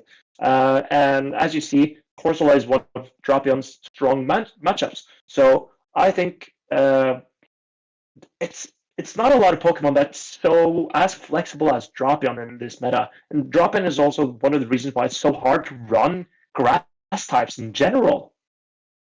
Yep. But it's also one of the reasons why people really like Jumpluff. Jumpluff actually has a lot of play into Drapion, especially the Shadow, because 2 Aerial Aces plus Fairy Winds are almost enough to knock it out. Whereas Jumpluff can easily take a crunch or 2 as long as the first doesn't debuff. This is probably why Martijn is running the Sludge Bomb there, because Martijn thinks Jumpluff is like an insanely OP Pokemon. Very, very strong. Yeah. He's always very scared of it. So he's running the Sludge just to be able to have a more consistent matchup there, as well as versus Azumarill, I think, because Martijn's team is not very strong versus Azumarill. This is one matchup where the Shadow Aqua Tail Crunch variant does struggle generally, but the regular Sludge one should win that very consistently. Yeah, that is true. And it's easy to tell the amount of respect Martijn has for Jumpluff, given how he devotes an entire Pokemon just to deal with it. And and it for good reason. Jumpluff has been performing incredibly well outside of Europe these past couple of months. It has been. It's been pretty good in Europe as well. No, has it not so? I thought it. I don't remember actually. I guess in Europe the past couple tournaments have been dominated by like Tonton, and I don't think he has run Jumpluff. Martijn doesn't run Jumpluff. I guess it's been better in internationally than in Europe so far. Yeah, because it won Latin American International Championship there with Marto. It did win in Toronto. No, it did not win in Toronto. It because then Superior won on Elam's team. But in Mexico, in Bogota, it did win. And here we see day 2 of Toronto, and you see Jumpluff on 43% usage. Crazy. Yeah, 43%. But that is an incredible performance by Jumpluff, because you saw in the day 1 usage for the top 12 Pokemon, it was not even in the top 12, but in day 2, it was on almost 50% of teams. That's an incredible overperformance. Indeed, and I think on day 1, Superior is usually somewhat on par with Jumpluff. It's nowhere to be seen here on the day 2 graph. So in Toronto, Superior definitely proved to be the worst grass type. But I do think it could be quite good still, just because it is so strong into Azumarill and Diggersby. Yeah, and Superior has still very strong neutral matchups because of how hard French Plants hit. But the speed and typing and bulk of Jumpluff just usurps Superior in this meta, from what it seems. So you might face a lot of Superior day one if you go to a regional tournament, and I assume that we even saw the usage graphic from this tournament, how Superior is still higher usage than Jumpluff, but it's going to be interesting to see how it develops. If Jumpluff usage will outperform the Superior usage. As you can see here, Jumpluff usage has increased generally, but still lower in the Superior. Can we take a second to talk about an upcoming Pokemon, by the way, which is releasing in like 2 weeks or so, Corviknight. Just looking at this top 10 here, it's looking pretty good, right? Yeah, I don't think there's anything on this graphic that actually beats the Corviknight. Corsola, I'm sure it's close. Gator Gator is losing because of how fast Corviknight paces to the drill packs. No, Corviknight wins the zeros there because you can just survive a Hydro Cannon, of course, and then get to the Brave Bird, but you still get paced by Gator to your attack. So in higher shield scenarios, I'm pretty sure Gator does just obliterate Corviknight. Maybe, yeah, because in the 2 shield, don't you think that Corviknight manages to get to a drill pack in the 2 shield? No, I don't think so. You need 7 Steel Wings for the first. I think it's 7/7 and then 6 Steel Wings for drill packs. So you're gonna have to survive. That's a lot. What is it? Like 20 Shadow Claws and a Hydro Cannon, and I don't think. Yeah, that's not happening. No, true. Okay, so Feraligatr is gonna become better when they release Corviknight if they keep the same moveset, obviously. But we'll have to see. But here is a Pokemon that we see on the screen right now that absolutely will be able to deal with the potential Corviknight.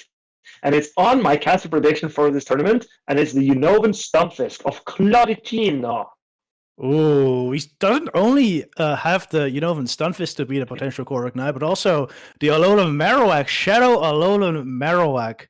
That's a really an interesting pick. I don't think it will do amazing into Martine's team, but if we see the line to the Annihilape or maybe even the Morpeko, you probably have a lot of play there. You know what? I think the Alolan Marowak is pretty good into Martine's team. Really? Because, yeah, the Azumarill matchup is not that bad because of how little damage the Ice Beam and Play Refs do. True. And the Talonflame matchup is so-and-so, but if you can get a bait, then landing the Shadow Bone will be very... it can flip that matchup, I believe. Obviously, the Marowak, you could say mirror matchup against the Kanto Marowak is terrible for the Alolan one. But the Shadow Drapion will not be able to KO with the Crunch. Marowak resists the Poison Stings because of its Ghost-type damage. It double resists the counters, and it has Bone Clubs for the Morpeko and for the Drapion. So I think maybe I'm a little bit biased on this one, but I don't hate the Alolan Marowak here. I could see it. Marowak, of course, is the hardest counter, but Claudio does counter the Kanto Marowak extremely well. Has the Manabuzz, has a regular Feraligatr. A regular Feraligatr kind of in the 2 shields versus Shadow Kanto Marowak. So that's a pretty okay matchup there. And then Superior and Dugong, especially Superior, they're super strong versus that Marowak. So this team from Claudio, I quite like it. Really covers the Unova Stunfisk and Alolan Marowak very well from those ground types. Yeah, and as we can see, the Unova Stunfisk is going to cause Martine a lot of problems here, I think, because it's Morpeko's pretty bad. It's bad into it. Drapion is terrible into it without the Shadow bonus and the Aqua Tails. Obviously, Kanto Marowak is very good. Azumarill is all right, but usually Stunfisk wins the 1 and 2 shields, and then Talonflame is also very good for Stunfisk. I think that Stunfisk Mandibuzz duo from Cloudicino here is going to be very, very strong, because that Mandibuzz also core breaks Martine quite well, beats the Annihilape, beats the Drapion, beats the Marowak, fine versus Talonflame. It's just a Morpeko and Azu has to worry about, but Morpeko and Azu both get beaten by Stunfisk, and also Superior, by the way, so those are difficult for Martine to bring on the same team. Yeah, and there's no easy way for Martine to beat that Superior without taking a massive risk. And here we go. It's the Morpeko into the Unova Stunfisk. This is terrible for Martine.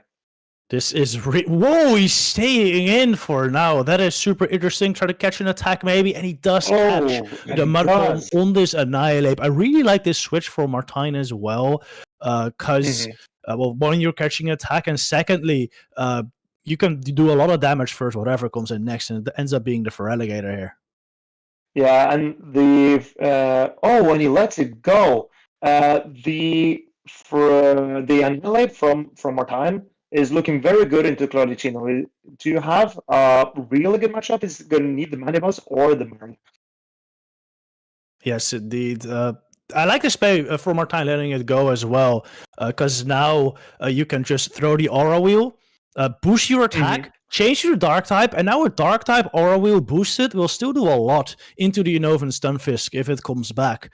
So like this, you are saving both your shields, which is good for your Kanto Marowak. Oh, he actually does not throw it. I was expecting to throw a boosted Dark type Aura Wheel there, but instead opts to catch another attack, this time on his Kanto Marowak, maybe setting up his Morpeko for a late game sweep. Oh my goodness. That's a Superior in the back. Cloudicino just reading Martine's mind there. Martine getting absolutely hard countered this game.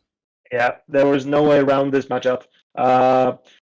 Cloudicino took, I don't know even if he took a risk.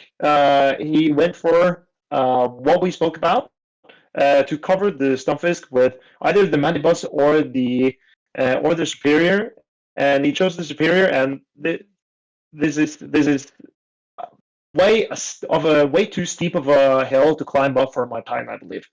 Yeah.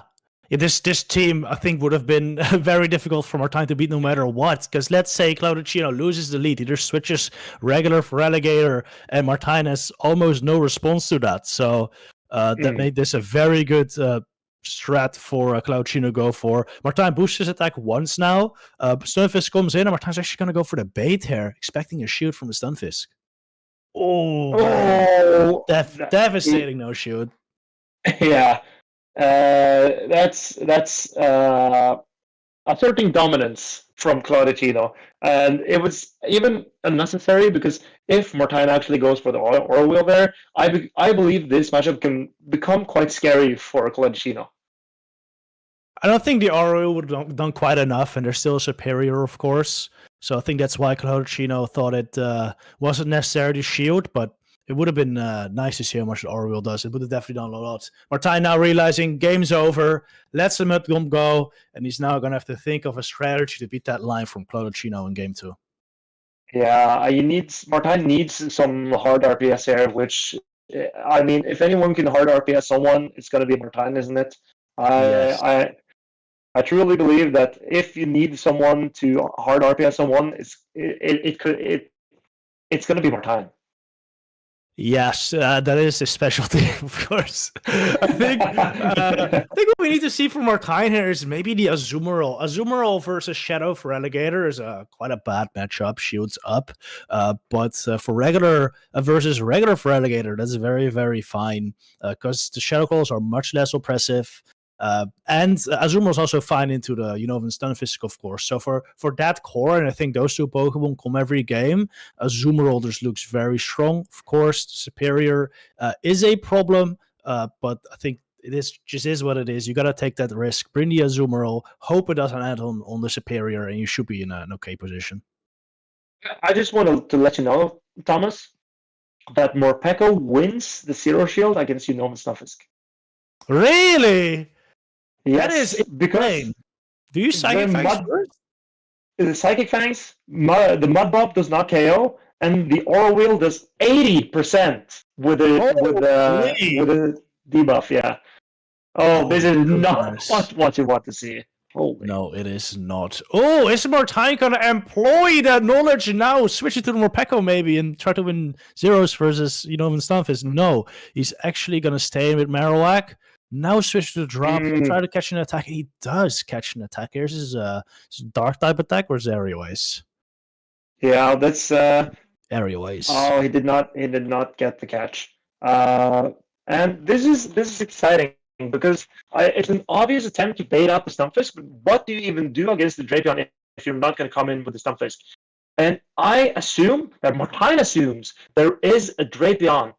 No, there is a Feraligatr in the back here somewhere, and also possibly a Unova Stunfisk. If there's no Superior, then Martine is looking pretty good with this matchup. Yeah, but judging by the fact that Cloudicino is not switching anything in, there's a good chance it's not the Unovan Stunfisk in the back, but maybe the Superior, and that would be very, very tough. Yeah. Oh man, I don't think you can shield the Drapion here. No, he just needs to go for like a Morpeko sweep now. Yeah. Let's bring it in. Gonna go for a farm down. Morpeko against Superior in the 2 shields is not bad at all. You're right. As we see, this is very good awareness from Martine, knowing that he has his energy stored up. Ufisk comes in, he throws the Mud Bomb, and there it is. Superior is in the back. I think this is going to be some very valuable chip damage from a Marowak onto the Superior here. Absolutely, but the energy that the Superior is going to get from farming this Marowak down, it's going to threaten. Oh, but Cloudicino decides to throw the energy. Oh, wow. Okay. Martine decides to shield the Marowak? I'm very surprised by this play. Me too. Okay, is he going to double shield then? Save an attack maybe? Interesting. This shocks me. He throws the energy even. Okay. Cloudicino can just no-shield this, right? Yeah. Whoa, he shields. Wait. That gives some life to this game. He's gonna got to fire the electric Oreo into the Superior now. This is gonna knock out. And how much did you say the Dark Oreo does, Marcus? Well, I did say it does 80%, but that's against debuffed Unovan Stunfisk. But the Mud Bomb only does 68% from the Stunfisk on the Morpeko. Well, the attack is raised from his Morpeko, so it's gonna do a lot to this Stunfisk. Almost puts it into the red. If this Mud Bomb does not KO, then I believe the Morpeko can get to the Psychic Fangs and with the attack. Oh no! I think it's a bad Morpeko. It doesn't have the PVIV. Stunfisk knocks out with a Thunder Shock, and now we'll be able to take out the Marowak with a Mud Bomb. GG. Dang. And yeah, this was an incredibly tough matchup for Martine. He goes down 0-2. Sadly, this is just what happened. And with a matchup like this, it did not look great for him. The Stunfisk, the Mandibuds, and the Superior all made this very tough for Martine.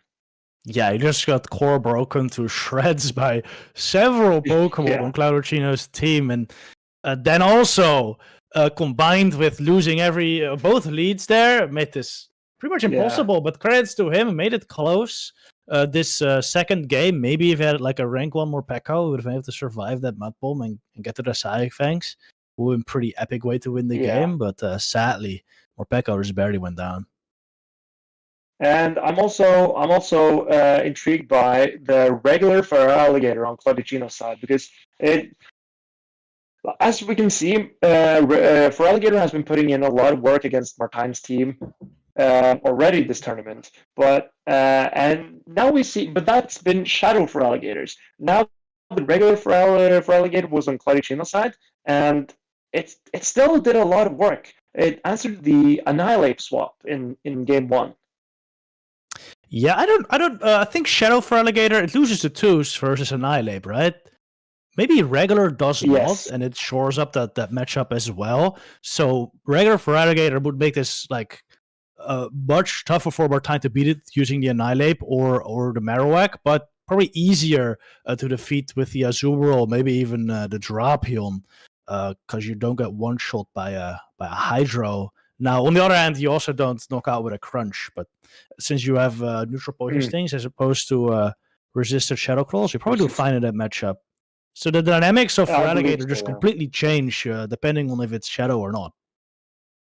Yeah, and from what I can see, it seems that some variations of Feraligatrs can get to 3 Hydro Cannons against Annihilape, even in the 2 shields.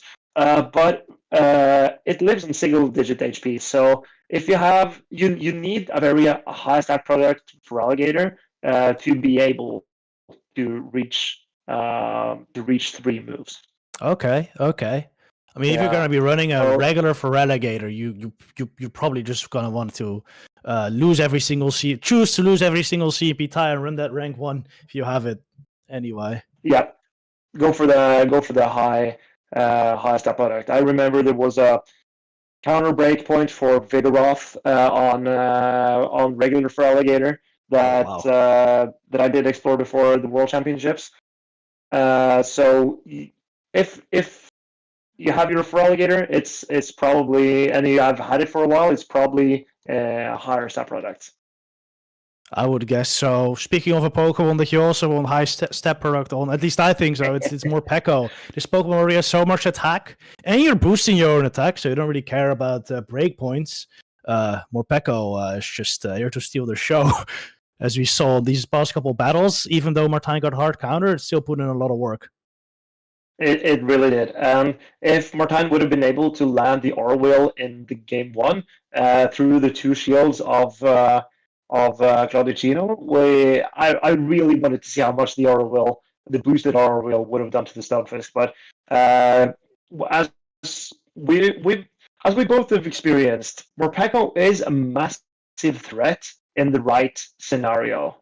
I know that the type change of Orwell is a double-edged sword. Sometimes is exactly what you need, but in other positions, you need it hurts you, and that's why I think you need exceptional awareness of the board state to maneuver Morpeko to its full potential, and I believe that's incredibly hard. So Morpeko has incredibly high skill ceiling for a Pokemon in Pokemon Go.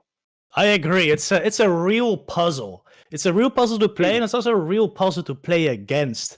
If you're playing against Morpeko with like an Azumarill on your team, for example, there are scenarios where you're actually sending in your Azumarill to Morpeko because you may want to tank a Dark Aura Wheel onto it. But then once it changes back to electric form, you gotta make sure to shield those attacks or maybe even get out of there.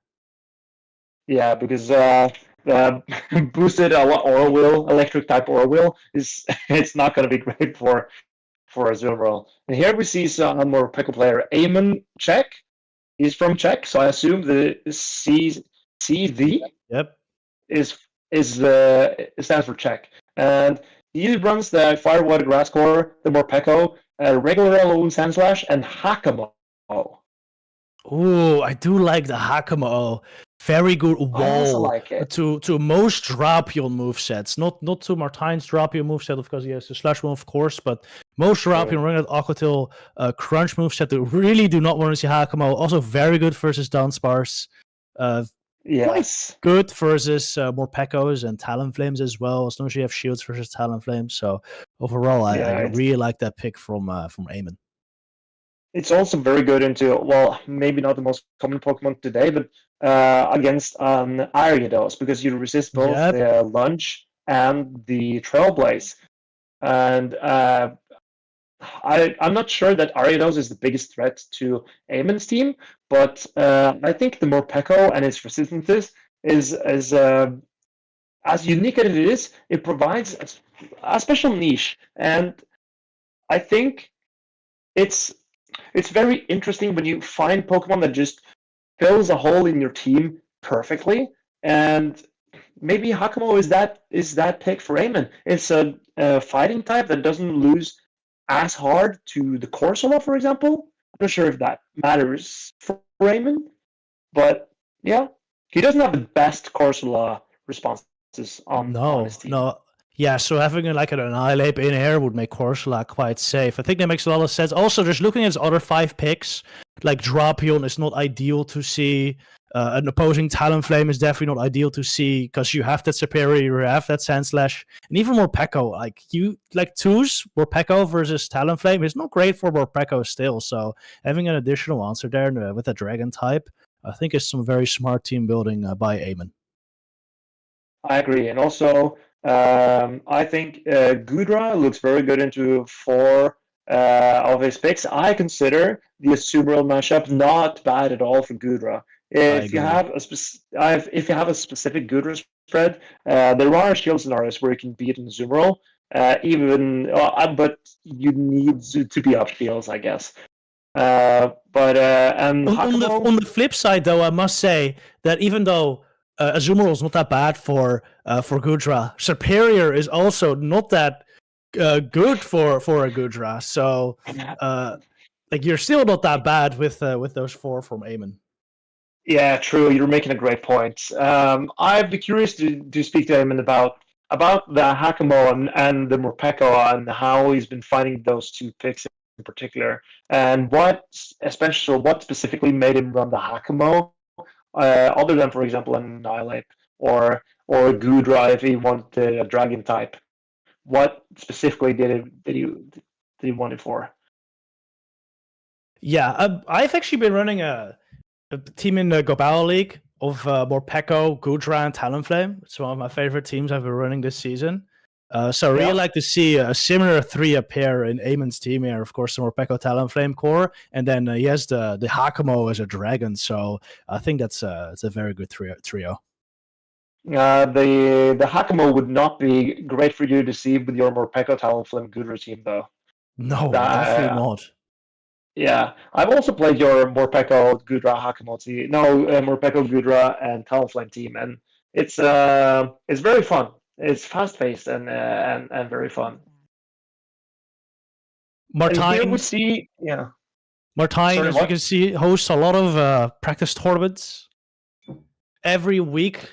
I think this is the usage from last week. There are 396 total teams. That is a huge amount, and that's some good data to use if you're going to an actual regional tournament. These are definitely a Pokemon you want to be preparing for. So when you're building your teams, definitely go check these out. Yeah, and there are several people involved in this channel hosting all these tournaments. And we gotta extend special thanks to the moderators who make this happen.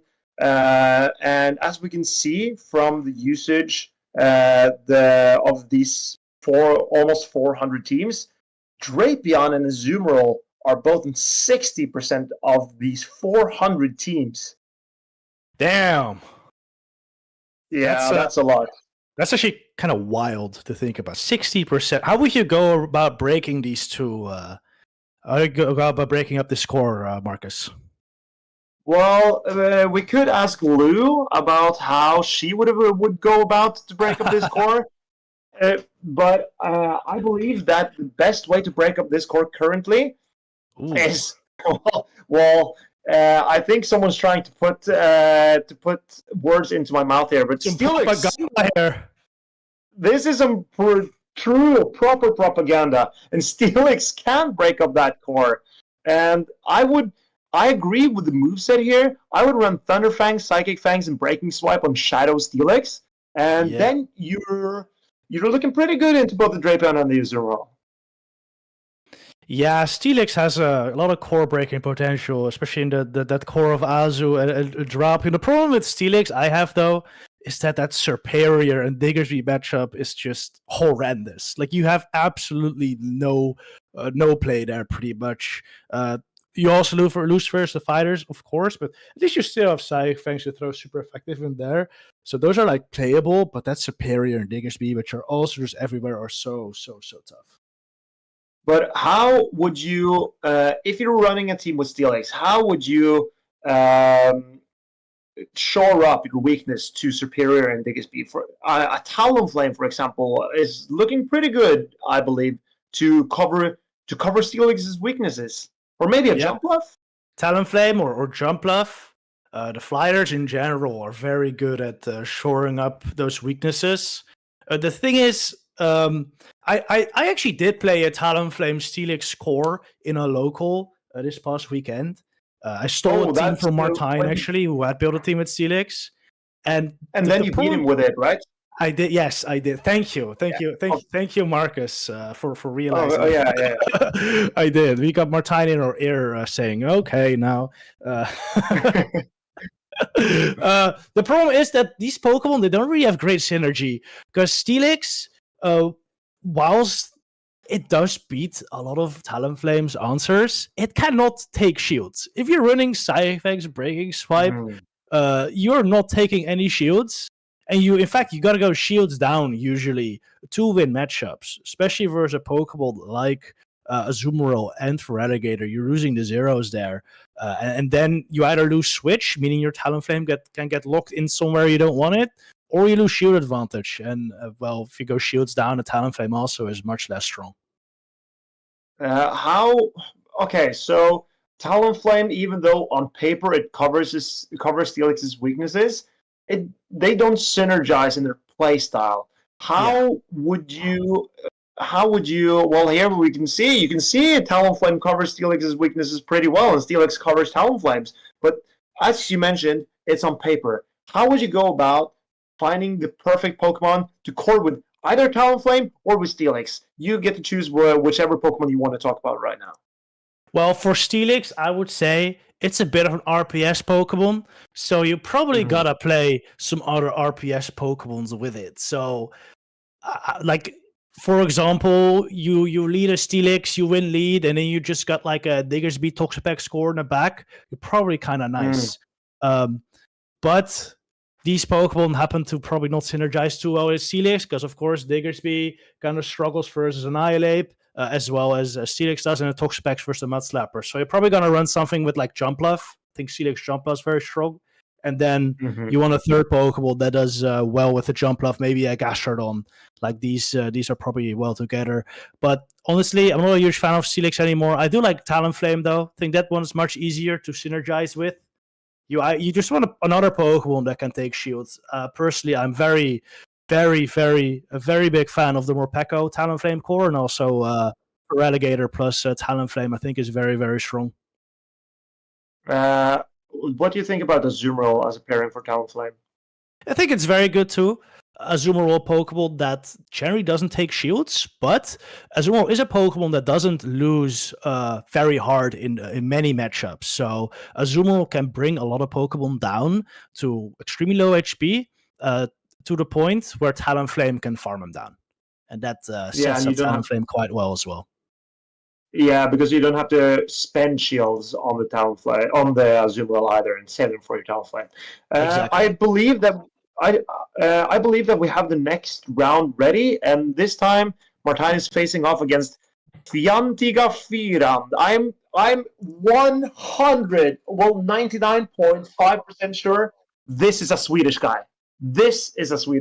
I just heard from Martijn he's from Norway, so you were close, but not entirely. Can you say that again? Fiantiga Firan?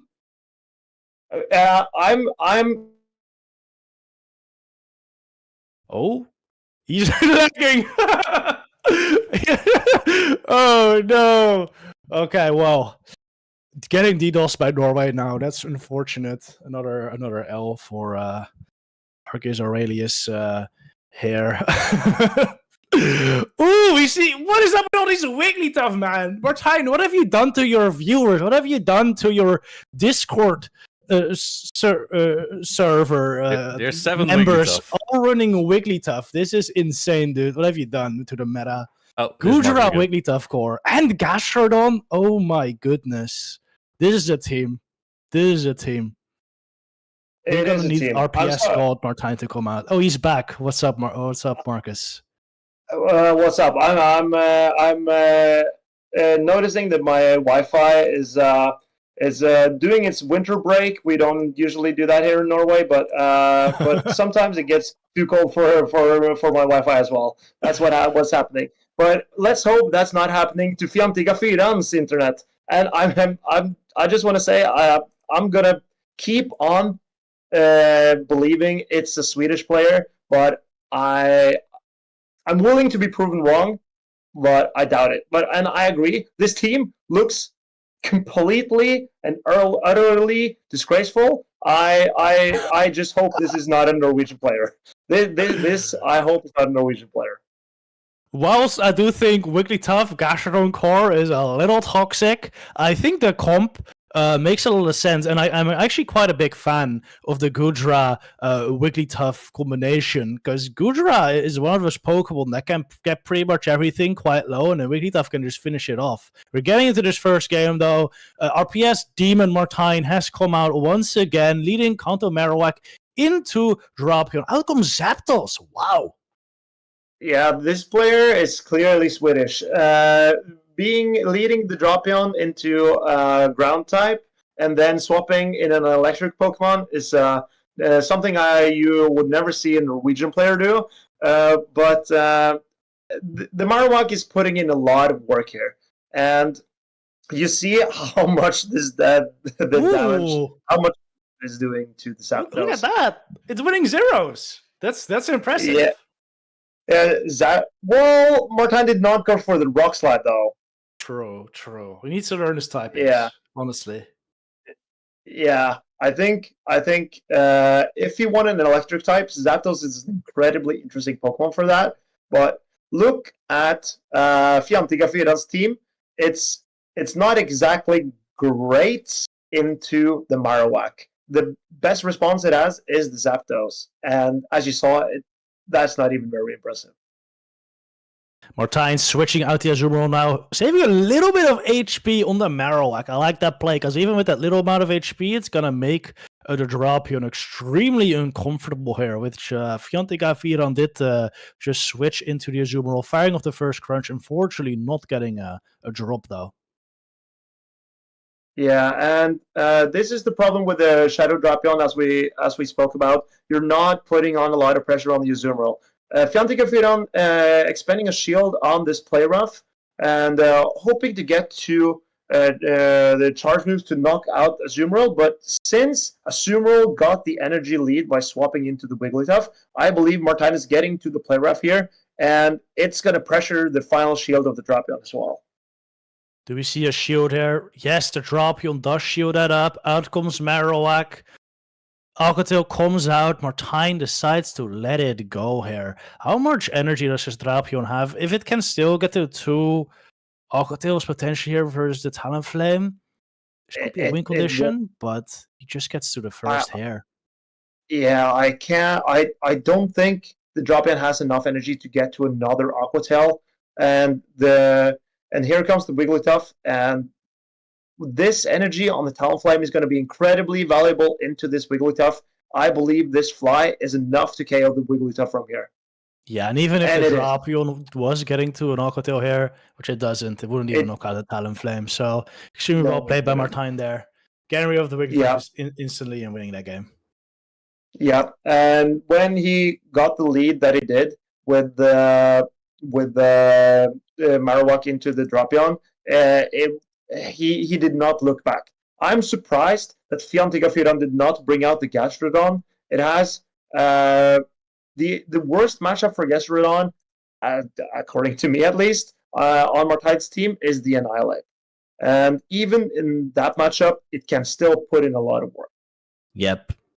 I agree. I think the Gastrodon should come every single game here. I agree. And I know that Talonflame is a winning matchup for Gastrodon. No, that Talonflame has a winning matchup against Gastrodon on paper, but it gets very uncomfortable because if you're not throwing the Brave Birds, then Gastrodon can win this matchup in the one and two shield. Well, at least in the one shield going straight body slam, I believe. You see Gudra into Marowak in game 2 now. This is you would think this is a good matchup for Gudra because you have the Aqua Tails, but it really isn't because the Marowak just outpaces. Yeah, it outpaces, and the damage from Stab Mud Slap and Stab Bone Club it hits hard. And as you can see here, I expect more time to shield here because the value of this Marowak is way too high to let it go, in my opinion. And he does. 100%. Yeah, but you can't farm it down as the Marowak. Oh, and he swaps and catches an Aqua Tail on the Azumarill. That's nasty. Very heads-up play by Martine. But now he does give up the alignment. Well, this is maybe what he wanted to fish out with the Azumarill. Yeah. But this Zapdos is looking dangerous. It is. There's energy on the Marowak, though. Oh, it's Thunder as well! Thunder! Yeah.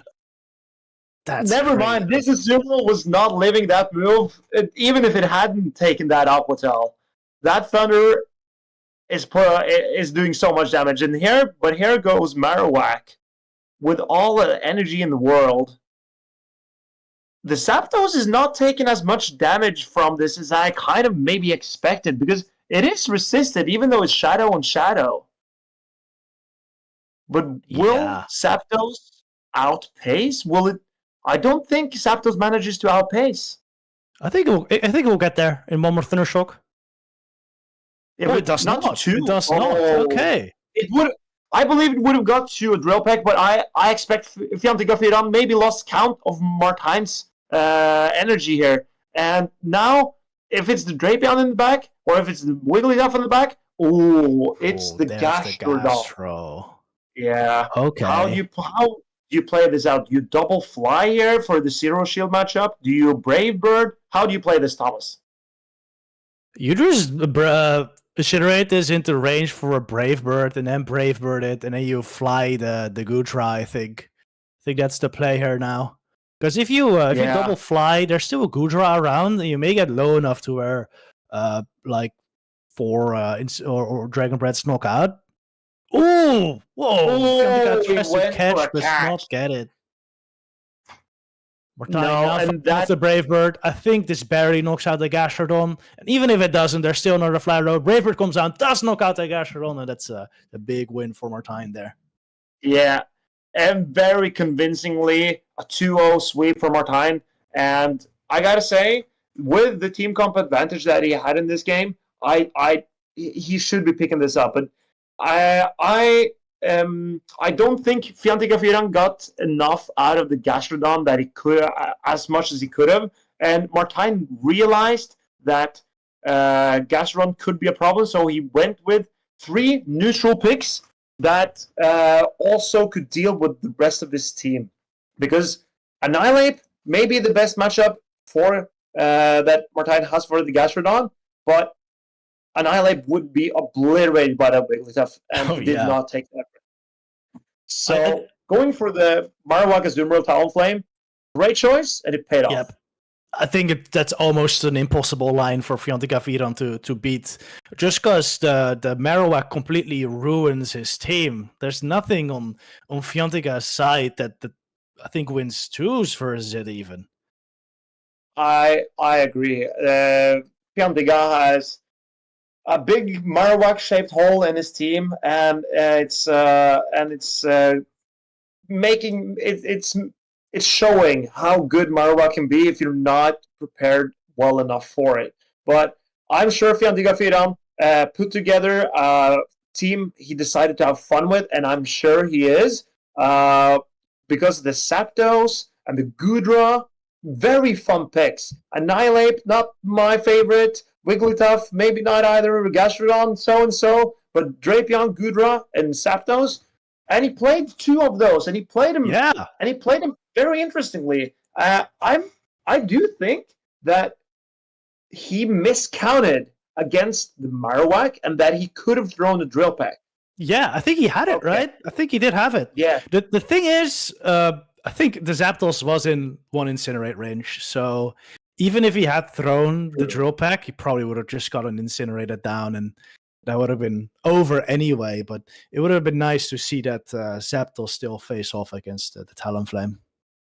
I agree, and even the Thundershock damage maybe it does enough to put the Talonflame into double Body Slam and Mud Slap range, but even that's a stretch. So I think that it was looking bleak for Fjantiga Firam, no matter how you were looking at it, because Martin's team was so strong into him. Yep.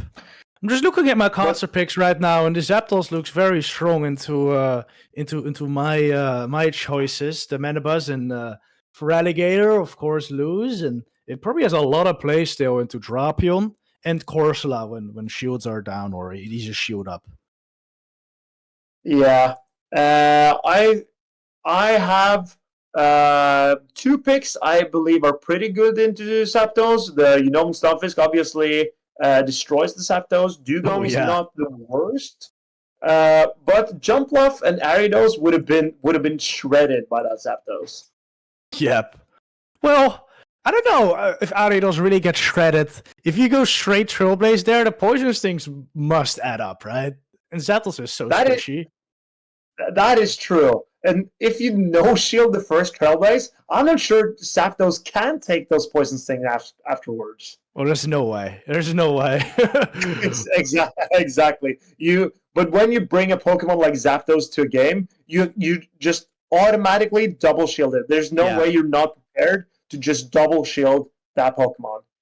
Exactly. And and I'm taking a look at undefeated players that are still in the tournament, and Lou with the Primeape still is undefeated. Oh, well, I guess Snowman is the player who has the Primeape, and he's still undefeated before the 5th round has concluded, because you can see he lacks 1 result compared to the other 2.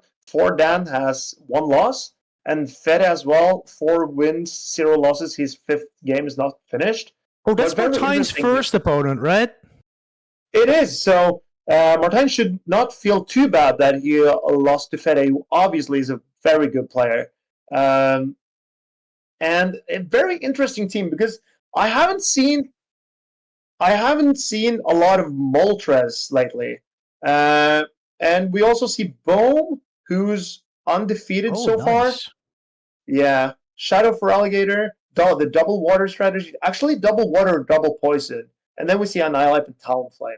Very interesting team. I really like the Aridos pick. I feel like Aridos is not seen as much usage lately, but I still think it's very, very good. If you look into teams like Fedev's team there, like Fedev will just get absolutely obliterated by the Aridos, honestly. Even Moltres is not that great into it. Gudra is meh. And then there's 3 waters, which Aridos can beat. And then, of course, the Charmer Wigglytuff, which gets pretty much destroyed. So I'm hoping Boom gets to see that matchup, because that will be pretty good for him.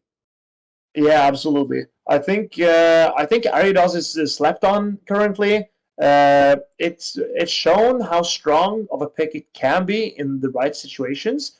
And what I'm not seeing here is a lot of Corsola.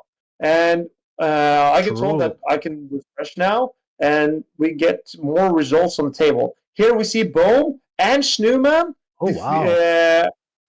Defeated Wonder matchups and are probably likely to face each other in the next game. And we see Snowman 0 losses so far. Damn, impressive.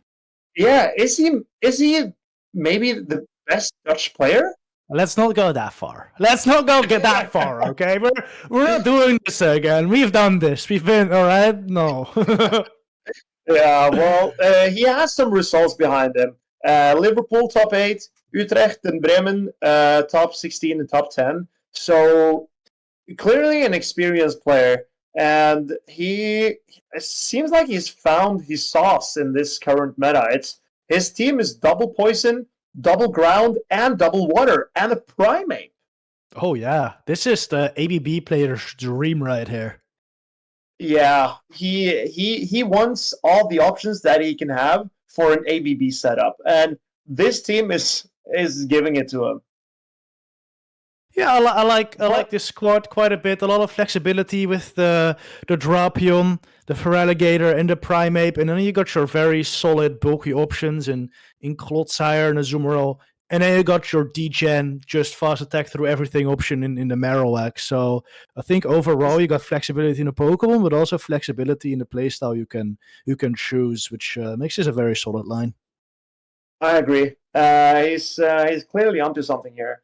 And the player, the other undefeated player, who is Bohm20, is the Lille regional winner. He's played one tournament so far, and and he just went and won it. Did you play Bohm in that tournament, or do I remember this? Yeah, he crushed me. He absolutely crushed me. Yeah, Bohm is extremely talented player. Someone who's done very well in grassroots tournaments for a while, and then his first regional tournament he joins, he destroyed. He beat me. He beat Colin. He beat Logan Rocket. We're lucky he's Belgian and not Dutch. Otherwise, we would have another person to calculate into our best Dutch player discussion. Yeah, well, I guess there's no argument about who's the greatest Belgian player. I think that discussion is pretty much sealed. Given how. Sorry, what? Amanda. Oh yeah, Lundberger obviously is the choice, and Bohm needs to prove himself to show that he can stand up to Amanda. Yes. Because from what we've seen so far, how many regionals does Amanda not have? And she's putting in the work. She's putting in the work. I think that I'm willing to bet that Amanda has been in more grand finals than Boom. Yes. And that's saying a lot. I don't think, other than Speediest Chief, I don't think there are a lot of people in more grand finals in Pokemon Go than Amanda. It's Speediest Chief and then it's Amanda. I'm just gonna put it out there. Prove me wrong. Definitely. They're casting a lot of these tournaments. A lot of them we can see on the screen right now. This is our schedule of regionals, and we're already very far, we're actually halfway into the season, it seems. Exactly halfway. Birmingham coming up next week already. Yeah. Are you going to Birmingham, Thomas? No, I will not be there. No, Martijn, I will not be there. I'm giving everyone else a chance to win, of course. That's very generous of you, Thomas. I'm obviously going. I'm casting my first ever event, so I'm very excited for Birmingham. And then we're gonna have the EYC afterwards. I'm very excited for that as well. It's me too. I believe that is gonna be a very stacked tournament. It's sold out so quickly, so I believe there are a lot of excited players for this tournament. Are you coming there then, Thomas? I will be there, yes. Wait, I'm checking to see how many participants we have in EUIC. Looks like 400. Yeah, 400 registered players for EUIC in London. So that's going to be extremely exciting. I know there's going to be some international players coming over from across the pond as well. And that's always exciting. It's going to be another tournament where EU is going to have to defend the title, I think. But should be no problem, right? Should be no problem. Should be no problem. It's gone very well so far. It was scaringly close last season, but we did it in the end. I'm saying we because we did it together. Everyone. Not me, Weedle, but we Weedle. Oh, we Weedle. Yeah, that was a team effort. You should be ashamed of yourself. That's not okay. Well, but just the truth. Just the truth, of course. It is true. So yeah, very excited for the next couple of events that we have here in Europe. But now we're going in to the next matchup, and this is Keelio 380 against Martijn. This is Colin's brother, I think. So this is exciting. Wow! I've seen him in locals. Always running some good Okay. teams. Another Wigglytuff. I'm telling you, Another Wiggly. Martine is doing some things in his Discord that should not be shouldn't even not be done. Just getting everyone to play Wigglytuff, it seems. Yeah, and I believe that this is coming back to haunt Martine. I think he's regretting the Wiggly propaganda that he's put out currently. Someone, I believe Colin6 has put his points where his mouth is and betting on Keelio because there are an overweight of Keelio believers in chat here. Right now, I am seeing a lot. I think it's Gengar Live actually that put 5k on Keelio, so he's gonna be hoping to see a Wigglytuff sweep here. We may see it. Martine has already struggled a little bit versus these Wigglytuff. He does have the Talonflame, of course, to deal with it, but Keelio here running both for Relegator and Toxapex, two Pokemon that Talonflame does struggle versus quite a bit. Yeah, well, there are some Talonflame spreads that can win the Toxapex Zero Shield matchup. So the only Pokemon that would make me think twice about bringing Talonflame on Keelio's team is the Feraligatr. And we have seen how strong that Feraligatr can be against Martine's team. But we see another team. I don't know if you're also noticing, but Marowak is looking to have another great matchup, and I believe is coming every game against Keelio here. 100%. Yes, it has to. It struggles a bit versus Talonflame, but we've talked about this before. You get a little bit of an energy lead, and you get a bait off. You're super, super fine there. I think Diggersby does have an opportunity to outbulk there, and especially if you get a Scorching Sand debuff. That is very tough for Marowak, but playable matchup. So overall, honestly, I think Marowak does look very good. Why did they give this Diggersby Scorching Sands with the debuff?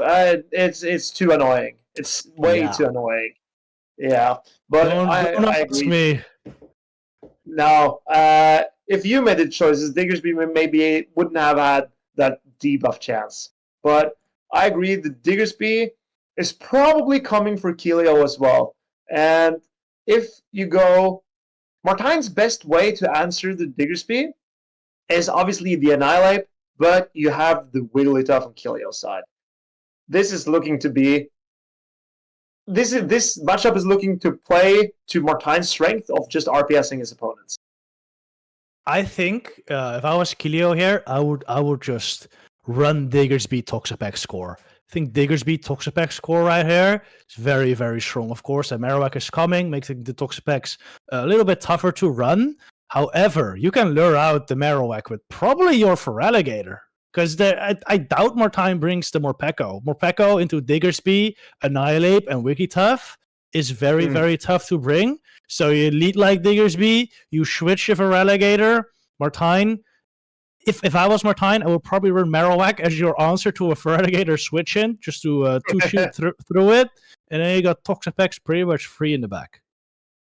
Yeah, I agree. Because you're not, like, the Annihilape would be kind of bad for the Diggersby with the Toxapex in the back, but given there's a Wiggly on the other side of the team, I'm not sure Martine is going to risk running the Annihilape here. No. Also, the Feraligatr is like not great. Talonflame, it's like doable, but not great. Opposing Annihilape, you're always going to have to play the CMP game, especially in the lead. Like in game one, running a lineup in the lead is always very risky. Oh, and we'll go straight into the games here. Nazumarill into Feraligatr. I doubt any of the players are going to switch out here. And I think if I'm Martine here, I'm not shielding the Azumarill, but then it's going to be even more interesting to see how Keelio is going to play this, because Marowak up shields against his team, it could be devastating. It could be. The problem is, though, that Gator does get out his energy with so much HP if he does opt to shield these attacks, and some energy as well, and that could prove to be quite devastating for Martine. But at least he will have a shield advantage, so he can definitely play with that. Absolutely. I believe Martine is gonna... Whoa.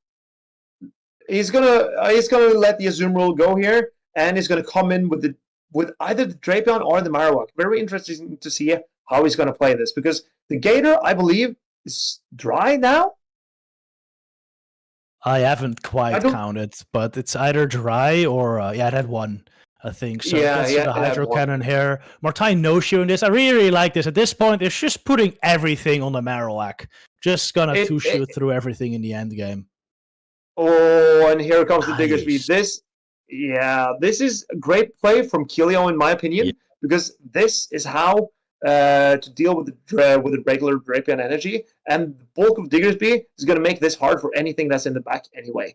Diggersby can now farm this down and come up with a lot of energy, and this is going to be annoying for Martijn to deal with. Ooh, gets the defense roll. He gets the second one. Huge. It is. This will make the Mud Slaps do so much more damage. It's going to shoot on this attack though from Kilio's Diggersby. It is the Scorching Sands. Do we get to see the debuff in return? No, that's not. Luckily not. Yeah, and I'm curious to see what's in the back, but given it's a Feraligatr lead, I assume Kilio is going to run Morpeko Answer in the back. And that's either Wigglytuff or Annihilape. And this Marowak has very little health left. And here we see the Annihilape. And this looks to be the writing on the wall for Martijn here. This Annihilape looks primed to put in the work it needs to do here. Good read by you, Mr. Marcus. Calling the Annihilape. Kilio counters down the Marowak now, and also counters down the Drapion. Very, very well played by Kilio here. Yeah, GG Kilio. This was he showed great understanding of the matchup and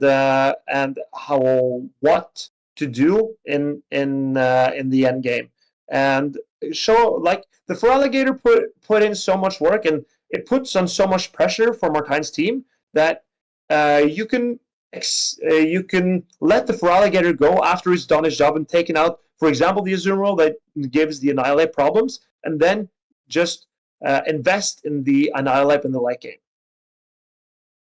100%. I quite like that the first play that Kilio made as well, or one of the later middle plays, where he switched into Diggersby into the Drapion, realizing that the Azumarill was gone, and that's the hardest counter to that Diggersby. Of course, if there was a Talonflame in the back for Martijn, or an Annihilape, could have been tough, but he predicted neither would come, and he was correct there.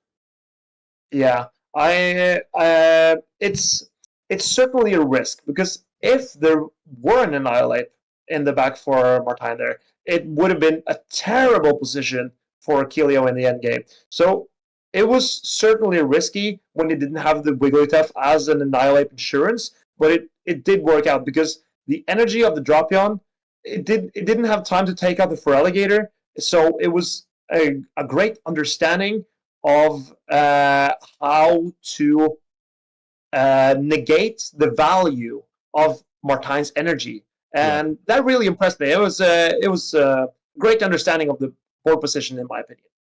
I feel like this is one of those games where Shadow Drapion would have probably performed a lot better with Aqua Tail. Being able to get out those Aqua Tails versus Diggersby would have been huge, as well as just knock out or do a lot more Poison Sting damage versus the Feraligatr. Anyway, heading into the next game now, seeing the ground type face off a Kanto Marowak versus Diggersby. I'm sure that this is exactly what Martijn did not want here. He has two. Oh, was that a bit of a late swap for?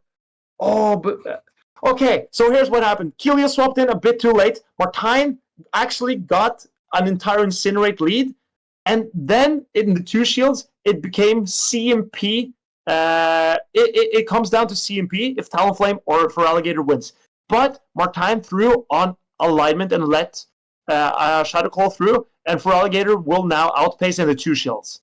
Is what I believe is happening. I think Martijn actually threw in good timing, but Feraligatr is going to get outpaced here. It was good timing, and I think Feraligatr I think you're right. Barely outpaced here. I think you're right. I think it does get outpaced. That was a really slow switch there. Yeah, that was wild. Do not do this, guys. Oh, that's a great recognition by Keelio. Catching the fly on the Diggersby now. That is super impressive. Realizing that he was going to get outpaced. Diggersby can't take that. And now it's going to be able to fire off his energy into the Azumarill. Is Keelio in chat? Is he listening to what's going on? This is big brains play. He understood the situation perfectly. Oh, and we see the debuff on Azumarill. This is the strength of Diggersby. It's even against an Azumarill, it puts in so much work with the debuffing moves. And we see another one. That is a 9% chance, everyone. 9% chance to get 2 debuffs in a row. And Keelio gets it here versus Martine's Azumarill. I don't think it really matters, because Martine would have needed an Ice Beam either way and still gonna knock out. Yeah, and maybe he would have been able to bubble down. I don't know. I don't think so. I doubt it, but he's been wanting to farm up anyway to have enough energy to throw into the potential for alligator that's coming in. But here Hawks up Hex. That's great recognition by Martine. He needed to not throw the energy into the Toxapex. He needed it for the Feraligatr, and he kept it. And now he's got Marowak against Toxapex in the endgame, and this is looking incredibly over for Keelio. He's going to have to pull all the stops, all the brakes. He's going to have to remove the truck from the road, and I don't know how he's going to do it. He has string to move this trailer, and I don't think he's going to be able to. This is looking tough for Keelio. The Brine does not even knock out. Marowak gonna be able to knock this Toxapex out with the Bone Club, and that's the GG. Very well played by Martine there. Expecting the Feraligatr to come in there. Keelio had to get that one Shadow Claw off to be able to reach the Hydro Cannon, but Martine, since he threw the Bone Club pretty much immediately, outpaced it and was able to knock out that Feraligatr. Really, really well done. Really well played by Martine. He is proving that even though you have a Talonflame on the Feraligatr, and even though you have a tough team comp, you might be able to still win that game. Martine has been pulling out the stops. He has been pulling trucks out of the road, and I'm impressed by the play here. Sorry, what? I'm saying that to move a mountain, you need faith, and that's why you have Martine. I'm saying Martine has the faith, and he has the skill to move mountains, and I try to illustrate that with a truck being moved out of the road by a single man. I'm not sure if it was a clear image, but I tried. You're a real modern day philosopher, Marcus. I appreciate the kind words. That's not exactly how my dad would have put it, but I appreciate you. I appreciate it. I think Keelio could have played that a little safer. By the way, I liked. He attempted to throw the Hydro Cannon there, but if he had switched at a different time, let's say he switches right as Martine throws a Mud Slap, then he can actually get in the Shadow Claw and the Hydro Cannon before Martine is able to finish his animation and throw the Bone Club. So that way we would still won the game. Even if the Toxapex ends up taking a Bone Club, I think that's fine, because the Feraligatr was still healthy enough to be able to take out the Azumarill and the Talonflame as well, both of which were energy dry. I agree. The Marowak was on had done 4 Mud Slaps. If he does 3 Poison Jabs, then swaps, you would get that scenario that you're describing. And here we see Drapion into the Annihilape for Keelio. And Martine is going to stay in. He has his own Annihilape. He's taking a risk here that there's no Wigglytuff. It hasn't been so far, and Talonflame has been performing pretty well for Martine. So I like this decision to bring out the Annihilape. Keelio throwing first attack. Is this gonna be the close combat? Yes, it is. Even Drapion cannot survive that. Goes down. Out comes Kanto Marowak. Now Keelio staying in and getting farmed down here. Ooh, does he have a good answer to this in the back? I don't think he has. It's going to be the Diggersby coming in, I assume, because the Drapion is now gone, so Diggersby doesn't have a lot of targets left on Mortine's team, and it is. And we're going to see what's the final Pokemon. Oh, it's a Feraligatr. I believe Mortine is going to double shield through here. Yeah, this is a classic Mortine double shield Annihilape strategy. It is a patented strategy. Everyone, do not you do it yourself. Actually, do because it's very strong. Yeah, Annihilape is gonna be looking very strong here in a second. Yeah, and because Annihilape got 2 counters head start on the Feraligatr, it boosted up before Feraligatr. Oh, this is even a Shadow Feraligatr. Doesn't matter. Never mind what I was jabbering about. Well, the Shadow Feraligatr gets an even less Shadow Claws than it would normally because the counters are boosted even sooner. Oh, but it doesn't throw the move. Is this a mistake? Because now the now it's not going to be able to get to the bone clubs. Oh, yeah, maybe a big error for Mortine. Not getting the shield means that Keelio can shoot a Bone Club here. Yeah, this is not great for Mortine anymore because if he throws the close combat against, at least he gets the shield and is not in danger of getting farmed down any hop minute anyway because the quick attacks do nothing. A misplay from Mortine, I believe. Ooh, but can he get to? Still going to be close. It's still going to be close because if there's no debuff, he might be able to get to another Bone Club. And we don't see any debuff. And we get to the Bone Club. Fired. I think it's enough, Marcus. I also believe it's enough. How tanky is this Diggersby? It's very tanky, but no, it's not going to be able to. This Marowak seals the deal, even though he wasted over 50 energy. Mortine pulls it out in the end by trusting in the Marowak.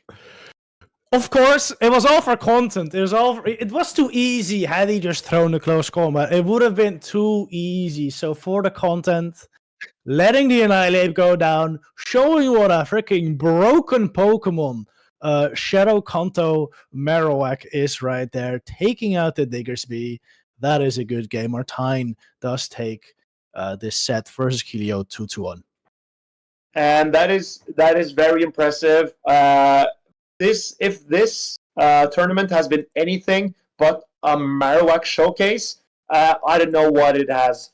And I just gotta say, with a very good Shadow Kanto Marowak myself, I'm just super happy that Niantic is still not putting Shadow Kanto Marowak back in Rocket rotations. Yeah.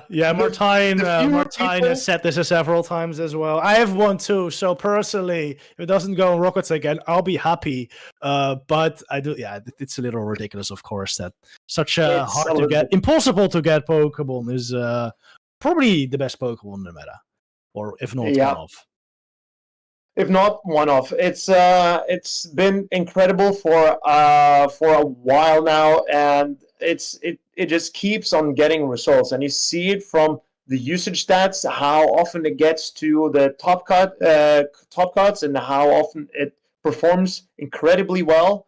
I truly believe that Kanto Marowak it's not over. This season is not over for Kanto Marowak. If you have one, use it. You should, 100%. There's a new counter coming, though, in Corviknight. But the thing with Corviknight is that even though it does counter Marowak, it's not like an ultra-hard counter, and it's also a hard counter to the grass types. So I think once Corviknight comes, Marowak may be even stronger, because it's going to be countering the absolute hardest counters to Marowak. I believe that the meta will be Corviknight plus Marowak. If you have them both, I don't see how you can be defeated. It's gonna be pretty strong for sure. Maybe it's time for regular Feraligatr. Regular Feraligatr sounds like a nuisance. That is for sure. Here we see the results of Bohm and Schneemann, who played the final of the last round. Ooh, I can edit the score. Wow. Bohm picked it up 2-1. It was a close game, but the Aridos must have come through for Bohm. Can you show us the teams once again of these both these trainers? Yeah, here we go. Here we see the teams. Aridos Bone does with look pretty good. It does. But the Marowak is generally a loss. The Clodsire is generally a loss, but it doesn't have Stone Edge. And even the Marowak, it takes a lot from the Trailblazes. Yeah. So I believe that the Aridos is probably what's put in so much work for Bohm here. And even if Aridos, even if Aridos did not find its best positions, look how well it enables Talonflame.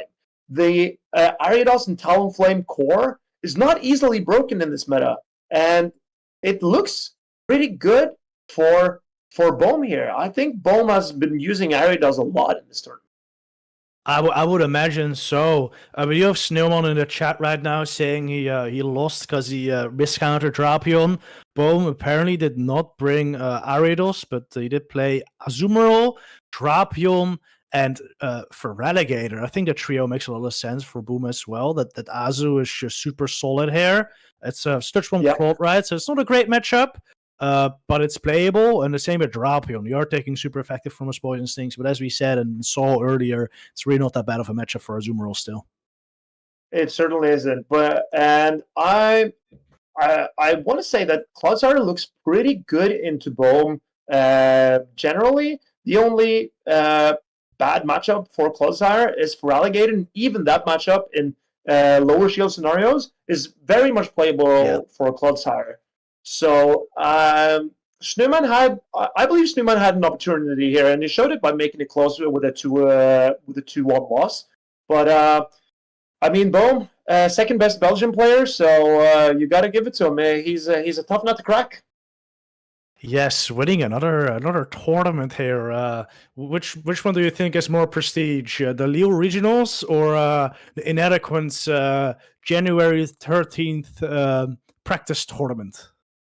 Well, it's easy to tell that when you have fierce opponents like Snowman and Zwalis is running a Charger Bug, you see more electric types here. It's clear that the practice tournaments is it's hard not to rank it as the toughest competition in maybe the entire world. It's hard to look away from. I agree. Look at that! Wait, there was a Unova and Stunfisk on screen just now, and look at Boom's team. Unova and Stunfisk absolutely cooks. Interesting. Unova and Stunfisk, honestly, is the reason I have it on my caster prediction, Thomas. Is because it's overlooked. I believe Unova Stunfisk is severely underplayed right now. I do think it has an incredible time in the meta, and I also put Aridos, and Aridos did end up winning the tournament. Oh, yeah, but I put Drapion and Feraligatr, and they also won the tournament. So I think I won here, Marcus. Just saying. Are you saying it's a 2-2? Annihilape. Oh, and Martine has Annihilape, Talonflame, and Azumarill. Oh no, Martine has 3. Scheiße! I win again! It doesn't count because Martine scripted the tournament. It doesn't count. Yeah. Number 1, he scripted the tournament. Number 2, well, both of you just picked the most meta picks. Look at my lineup. You guys, you should be ashamed of yourself. You should work harder. Is what you should do. All right. All right. Let's see. So it was the final round of the tournament. So Bohm will be with the winner of this tournament. And here we see the schedule of this week. Will you be able to play any of these tournaments, Thomas? We'll see. I mean, I don't have any tournaments coming up myself, so I don't think I'll be practicing this week. But for those who do want to practice, there are tournaments every single day. Every day. 3 on Wednesday. We got Monday, which was today. We got Tuesday, 8 p.m. GMT. Wednesday, 12 p.m. GMT. 8 p.m. GMT and 11 p.m. GMT. And then Thursday, 8 p.m. GMT. Or whatever that is in your local time zone. If you go into the Discord itself, into the tournament channel, you will actually be able to find all these tournaments in your local time zone. like calculated into your local time zone. So go check that out if you want to do any of these practice tournaments. I can highly recommend them. Probably some of the best practice you can get for your local tournaments or for regionals if you're attending them. Absolutely. These tournaments usually they last 5 or 6 rounds, so you'll get a good number of games for your practice before the important tournaments that you have coming up. If it's a local tournament where you have to beat your friends, or if it's a big international tournament like the regional in Birmingham coming up. If you're not coming to Birmingham, please watch, and I'll be here. Well, not here. I'll be there, and giving casting. This is the cast I do. It's hopefully getting better, slightly at least. But yeah, the microphone will probably be better. I'm sorry that my mic quality has not been the greatest. I borrowed my microphone away to my mom so she could record some stuff for her work. So that's why I was stuck with terrible sound this tournament. Hopefully next, if I get another opportunity, you'll hear me much clearer, and it's going to be a way better experience next time. But I hope you've enjoyed the time with us. How was your time, Thomas? Have you been okay? I've been fantastic, and I can tell you this weekend I will be here, right here, sitting on this chair, watching the Birmingham regionals, and I'll be very excited to see you cast, especially with a better microphone. Of course, you're going to do great. I am sure. So everyone definitely go check that out. Also, let us know in chat right now, who do you think is going to win the Birmingham regionals? What Pokemon do you think are going to do amazing? Get your predictions in. I would love to see that. Get involved with these tournaments, doing the practice tournaments, watching the regional streams, and let's grow this community, of course. And I want to thank you so much for following the tournament tonight. I'll be leaving right about now. So whenever Martijn is fading out the stream, I'll be done. And I assume that's going to be right about now. Yes, thank you. See you later. Bye. Bye-bye. Bye-bye, See you later, everyone. guys. Thank you. Bye. See ya. We have rated, I think. Yes. We have rated.